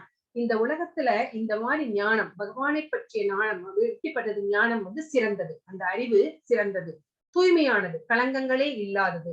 சோ இந்த மாதிரி வேற ஏதாவது இருக்கா அப்படின்னு கேட்டா இல்ல, இது மட்டும்தான் இருக்கு. பகவானை பற்றிய அறிவு மட்டும்தான் ரொம்ப சிறந்ததாகவும் தூய்மையானதும் இருக்குது. இந்த ஞானம் வந்து எல்லா யோகங்களின் முற்றிய பலம். எல்லா யோகத்தையும் சேர்த்தா என்னமோ அதுதான் இந்த அறிவு. இது ஒரு நல்ல கனிந்த பழத்திற்கு சமம். பக்தி தொண்டின் பயிற்சியினால் இதனை அடைந்தவன். சோ பக்தி தொண்டு செஞ்சு இந்த பகவானை பற்றிய அறிவை வந்து, இந்த ஞானத்தை வந்து விருத்தி செய்து கொண்டவன் அவன் வந்து தன்னில் அனுபவிக்கின்றான். இந்த ஞானத்தை வந்து தன்னில் அனுபவிக்கின்றான். எப்படி பகவான் வந்து ஆத்மாராமா அப்படின்னு சொல்லப்படுகிறார். என்ன ஆத்மாராமானா என்ன அர்த்தம் அப்படின்னா, அவருக்கு எதுவுமே தேவையில்லை, அவருக்கு எல்லாமே அவருக்குள்ளேயே இருக்கு. சோ ஆனந்தம் இருக்கு, எல்லாமே. சோ எல்லாத்தையுமே அவர் தனக்குள்ளேயே வச்சிருக்கிறார், அவருக்கு எதுவுமே தேவையில்லை. அந்த மாதிரிதான் தன்னில் ஆனந்தத்தை அனுபவிப்பவனாக அவன் மாறிவிடுகிறான் அப்படின்னு இந்த ஸ்லோகம் நமக்கு சொல்லி இருக்கிறது. இல்ல பிரபுபாதா ஏதாவது சொல்றாரா அப்படின்னு பார்த்தோம்னா, அறியாமை நமது பிணைப்பிற்கு காரணம். சோ இந்த ஞானத்தை விருத்தி செய்து கொள்வதற்கு முன்பு நம்ம எப்படி இருந்தோம், அறியாமையில இருந்தோம், அஞ்ஞானத்துல இருந்தோம். சோ அந்த அஞ்ஞானம் தான் நம்ம இந்த பௌதீக உலகத்தோட ஒரு பிணைப்பு வச்சுக் கொள்வதற்கு, ஒரு கனெக்ஷன் வச்சுக் கொள்வதற்கு காரணமாக இருக்கிறது. அப்போ இந்த பிணைப்பிலிருந்து விடுபடணும் அப்படின்னா ஞானத்தை விருத்தி செய்து கொள்ளணும். அது எதனால ஞானத்தை விருத்தி செய்து கொள்ளனால என்ன கிடைக்கும் அப்படின்னா முக்திக்கு வழிவகுக்கிறது அப்படின்னு இங்க வந்து சொல்லப்படுகிறது. சோ ஞானமும் அமைதியும் ரெண்டுமே நம்மளுக்கு கிருஷ்ண உணர்வை விருத்தி செய்து கொள்வதனால நமக்கு கிடைக்கிறது அப்படின்னு இந்த ஸ்லோகம் நமக்கு சொல்லுது. ஸ்ரத்தா வால்லபதே ஞானம் தத்பர சம்யேந்திரியக ஞானம் லத்வா பராம் சாந்திம் அசிரேனாதி கச்சதி அஜ்ஞசாஸ்ரத்ததானஸ்ய சம்சர்யாத்மா வினஷ்யதி நாயம் லோகோஸ்திதனவரோ ந சுகம் சம்சயாத்மனக. உன்னத ஞானத்திற்காக தன்னை அர்ப்பணித்து, சோ அந்த அறிவை பெறுவதற்காக தன்னை வந்து அர்ப்பணிச்சுட்டு புலன்களை அடக்கக்கூடிய நம்பிக்கையுடைய மனிதன் அந்த ஞானத்தை அடைய தகுதி வாய்ந்தவனாவான். யாருக்கு அந்த குவாலிட்டிஸ் எல்லாம் இருக்கு, யாருக்கு அந்த தகுதி இருக்கு அப்படின்னு பார்த்தோம் அப்படின்னா, யார் புலன்களை அடக்கி ஆள்கிறார்களோ, யார் பகவான் மேல நம்பிக்கையுடையவர்களாக இருக்கிறார்களோ அவங்களுக்கு அந்த தகுதி இருக்கு. அதனை அடைந்த பின்பு வெகு விரைவில் பரம ஆன்மீக அமைதியை அவன் அடைகின்றான். சோ அந்த ஞானத்தை விருத்தி செய்து கொண்டதுக்கு அப்புறமா அவனுக்கு வாழ்க்கையில வந்து அமைதியும் திருப்தியும் வந்து ரொம்ப, அதுல வந்து என்ன சொல்றான், மிகப்பெரிய ஒரு அமைதி அவனுக்கு கிடைக்கிறது அப்படின்னு இந்த ஸ்லோகம் நமக்கு சொல்றது. சோ இங்க பிரபுபாதர் என்ன சொல்றாரு அப்படின்னா, கிருஷ்ணரின் மீது நம்பிக்கை கொண்டு புலன்களை அடக்குபவன். தாமதமின்றி கிருஷ்ண உறவின் ஞானத்தில் எளிதாக பக்குவத்தை அடைய முடியும். அந்த பக்குவத்துக்கு வந்துடுறாங்க. கிருஷ்ண உணர்வை அடைந்தவர்கள் அவங்க ஈஸியா பகவான் மேல நம்பிக்கை வச்சிருக்கிறாங்க, புலன்களை அடக்குறாங்க, அடக்கி ஆள்றாங்க அப்படின்னா அவங்க கிருஷ்ண உணர்வுல இருக்கிறாங்க அப்படின்னா அவங்க ஒரு பக்குவ நிலையை அடைந்து விட்டார்கள். அவங்களுக்கு இந்த பௌதீக துன்பங்கள் எதுவுமே அவர்களை பாதிக்காது. ஒரு சந்தோஷமோ துக்கமோ எல்லாத்தையுமே அவங்க சமமாகவே பார்ப்பாங்க அப்படின்னு இந்த ஸ்லோகம் நமக்கு சொல்கிறது. சோ அடுத்த ஸ்லோகம், ஆனால் சாஸ்திரங்களை சந்தேகிக்கும் நம்பிக்கையற்ற முட்டாள் மனிதர்கள் இறையுணர்வை அடைவது கிடையாது. ஆனா எல்லாருமே இந்த மாதிரி இருக்கிறது கிடையாது. நாஸ்திகர்கள் இருக்கிறார்கள். அவங்க சாஸ்திரம் என்ன சொல்கிறதோ அதற்கு எதிராகவே நடப்பாங்க. அப்படி இருக்கிற சாஸ்திரங்கள் மேல நம்பிக்கை இல்லாதவர்களை முட்டாள்னு சொல்றாங்க இங்க. சோ அந்த மனிதர்கள் பகவான் அந்த பக்தி உணர்வு அப்படிங்கிறது அவங்களுக்கு ஒரு நாளும் கிடைக்கவே கிடைக்காது. அவர்கள் வீழ்ச்சி அடைகிறார்கள். அவர்களுடைய பிறப்பின் நோக்கம் மாறிவிடுகிறது. அவர்கள் புலனுகர்ச்சிக்கு ரொம்ப இம்பார்ட்டன்ஸ் கொடுக்குறாங்க. பகவானை அறிவதற்கு முயலவில்லை, பகவானை நம்பவில்லை. அதனால அவர்கள் மிருகப் பிறவிகளாக இல்லைன்னா அதுக்கும் கீழே அசுரர்களாக இந்த மாதிரி எல்லாம் கீழே தள்ளப்படுகிறார்கள். சந்தேகம் கொள்ளும் ஆத்மாவிற்கு இவ்வுலகிலோ மறு உலகிலோ இன்பமில்லை. சோ அந்த மாதிரி ஆத்மா, அந்த நாஸ்திக ஆத்மாக்களுக்கு இந்த உலகத்திலயும் அவங்க சந்தோஷமா இருக்க முடியாது, மறு உலகிலும் அவர்களுக்கு இன்பமே கிடையாது. அவர்களுக்கு எப்பவுமே துன்பம் மட்டுமே அவர்களுக்கு பலனாக கிடைக்கிறது அப்படின்னு இங்க சொல்றாங்க. எனவே சாஸ்திரங்களில் கொடுக்கப்பட்டுள்ள கொள்கைகளை நம்பிக்கையுடன் பின்பற்றி ஞானத்தின் நிலைக்கு உயர்வு பெற வேண்டும். ஒண்ணுமே கிடையாது. சாஸ்திரம் என்ன சொல்லுது? கொள்கைகளை நம்பிக்கையுடன் பின்பற்றணும் அப்படின்னு சொல்லுது. என்ன சொல்லுது? ஏர்லி மார்னிங் எந்திரிக்கணும், மங்களாரத்தி செய்யணும், சாண்ட் பண்ணணும், பகவானுக்கு அர்ச்சனை பண்ணணும், பகவானுடைய அந்த பக்தி தொண்டிலே ஈடுபடணும், பகவத்கீதை பாகவதம் மாதிரியான கிரந்தங்களை படிக்கணும், சத் சங்கத்துல இருக்கணும். இந்த மாதிரியான நல்ல விஷயங்கள் தான் சொல்லுது.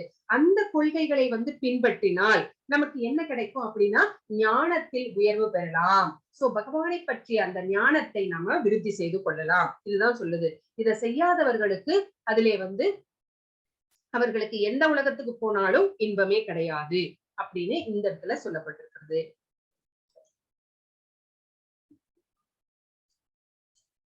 யோக சந்நியஸ்த கர்மாணம் ஞான சஞ்சின்ன சம்சயம் ஆத்மபந்தம் ந கர்மாணி நிபத்னந்தி தனஞ்சய. எவன் ஒருவன் தனது செயல்களின் பலன்களை துறந்து பக்தி தொண்டில் ஈடுபடுகிறானோ, எவன் ஒருவர் சந்தேகங்கள் உன்னத ஞானத்தால் நீக்கப்பட்டு விட்டனவோ அவன் தன்னில் நிலை பெற்றிருப்பது உறுதி. செல்வத்தை வெல்வோனே இவ்வாறாக அவன் செயல்களின் விளைவுகளால் பந்தப்படுவது கிடையாது. தன்னுடைய செயல்களின் பலனை துறந்து, எனக்கு நான் செய்கின்ற செயல் எனக்கு எதுவுமே வேண்டாம், பாவமும் வேண்டாம் புண்ணியமும் வேண்டாம், நான் ஒரு தானம் பண்றேன், என்ன பண்ணினாலும் சரி அதை கிருஷ்ணர் எனக்கு கிருஷ்ணருடைய சேவகனாக நான் இதை செய்யறேன். ஒரு ஹாஸ்பிட்டல் கட்டித்தரோம், அன்னதானம் பண்றோம், என்னுடைய புண்ணிய பலனும் எனக்கு வேண்டாம். இது பகவான் பகவானுடைய நான் தொண்டன், அவர் சொல்றதை நான் செய்யறேன் அப்படிங்கிற அந்த பலன்களை யார் துறக்கிறார்களோ, அது மட்டும் கிடையாது, பகவானுக்கு பக்தி தொண்டு செய்வது மட்டுமே தன்னுடைய நோக்கமாக செயல்படுகிறார்களோ, யார் பகவானை பற்றிய ஞானத்தை விருத்தி செய்து கொண்டு தங்களுடைய சந்தேகங்களை எல்லாம் நீக்கிவிடு, நம்மளுக்கே நிறைய சந்தேகம் வரும் இல்லைங்களா, அந்த சந்தேகங்களை எல்லாம் கொஞ்சம் கொஞ்சமாக நீக்கி விடுகிறார்களோ அவர்கள் அவங்களுடைய அந்த பொசிஷன்ல ரொம்ப ஸ்டடியா இருக்காங்க. அவங்க மறுபடியும் பௌதீக வாழ்க்கைக்கு திரும்ப மாட்டாங்க. சோ அவங்க செய்கின்ற செயல்களின் விளைவுகள்னால பந்தப்பட மாட்டார்கள். ஏன்னா அவர்கள் செய்கின்ற செயல்கள் எல்லாமே அகர்மாவாக இருக்கிறது. சோ அதனால அவர்கள் பந்தப்படவே மாட்டார்கள் அப்படின்னு இந்த ஸ்லோகம் நமக்கு சொல்லி இருக்கிறது. தஸ்மாத் அஞ்ஞான சம்பூதம் சதம் ஞானசினாத்மனக சித்வைனம் சம்சயம் யோகம் ஆதிஷ்டோதிஷ்ட பாரத. எனவே அறியாமையால் உன் இதயத்தில் எழுந்த ஐயங்கள் ஞானம் எனும் ஆயுதத்தால் அழிக்கப்பட வேண்டும். சோ அறியாமை, அஞ்ஞானம், அது நம்ம மனசுல நிறைய கொஸ்டினை எழுப்பும். அதை எப்படி நம்ம தெளிவு பெறணும் அப்படின்னா பகவானை பற்றிய ஞானத்தை விருத்தி செய்து கொள்வதன் மூலமாக அறிவை விருத்தி செய்து கொள்ளணும். அப்ப அறிவுங்கிறது ஆயுதம். அந்த ஆயுதத்தால அஞ்ஞானத்தை அழிச்சிடணும். சோ யோக கவசம் பூண்டு பரத குலத்தவனே எழுந்து போர் புரிவாயாக. சோ நம்ம வந்து இப்போ 4வது சாப்டர் வந்துட்டோம். இன்னும் கூட அர்ஜுனர் எந்திரிக்கவே இல்லை. சோ என்னென்னலாம் சொல்லிட்டாரு இல்லைங்களா? நான் உடல் அல்ல, ஆத்மா. நம்ம எல்லாருமே வந்து உடல் அல்ல, ஆத்மா அப்படிங்கிறது சொன்னார். நீ அழிக்க போவது அவர்களுடைய உடல்களை அல்ல அப்படின்னாரு. அப்புறம் ஒவ்வொரு சாப்டர்லயும் நிறைய விஷயங்களை வந்து சொன்னார். எல்லா விஷயங்களையும் சொல்லி முடிச்சதுக்கு அப்புறமா கூட இங்க வந்து அர்ஜுனன் வந்து இன்னும் அதே பொசிஷன்ல தான் உட்கார்ந்துட்டு இருக்கிறார். சோ அதனால இங்க என்ன சொல்றார் அப்படின்னு கேட்டா, அவர்கள் யோக கவசம் பூண்டு பரத குலத்தவனே எழுந்து போர் புரிவாயாக. மறுபடியும் சொல்றார், எழுந்திரி போர் செய் அப்படிங்கிறாரு. சோ இந்த யோகத்தில் இருவகையான யாகங்கள் கூறப்படுகின்றன. ரெண்டு ரெண்டு வகையான யோக முறை. சோ சனாதன யோகம் அல்லது ஆத்மாக்களால் செய்யப்படும் நித்திய செயல்கள் அப்படிங்கிறது. சனாதனம் அப்படிங்கிற வார்த்தைய இப்போ என்னென்ன மாதிரி எல்லாம் பயன்படுத்துறாங்க. சனாதனம் அப்படின்னா நிரந்தரமானது அப்படிங்கிறது மட்டும்தான் அர்த்தம். சோ சனாதன யோகம் அல்லது ஆத்மாக்களால் செய்யப்படும் நித்திய செயல்கள் எனப்படுகிறது. சோ இந்த யோகத்தில் இருவகை யாகங்கள் கூறப்படுகிறது. 2 வகையான யாகம். ஒண்ணு வந்து பௌதீக உடைமைகளை துறக்கும் யாகம். நம்ம ஆல்ரெடி பார்த்துட்டோம். பௌதீக உடைமைகளை துறப்பது.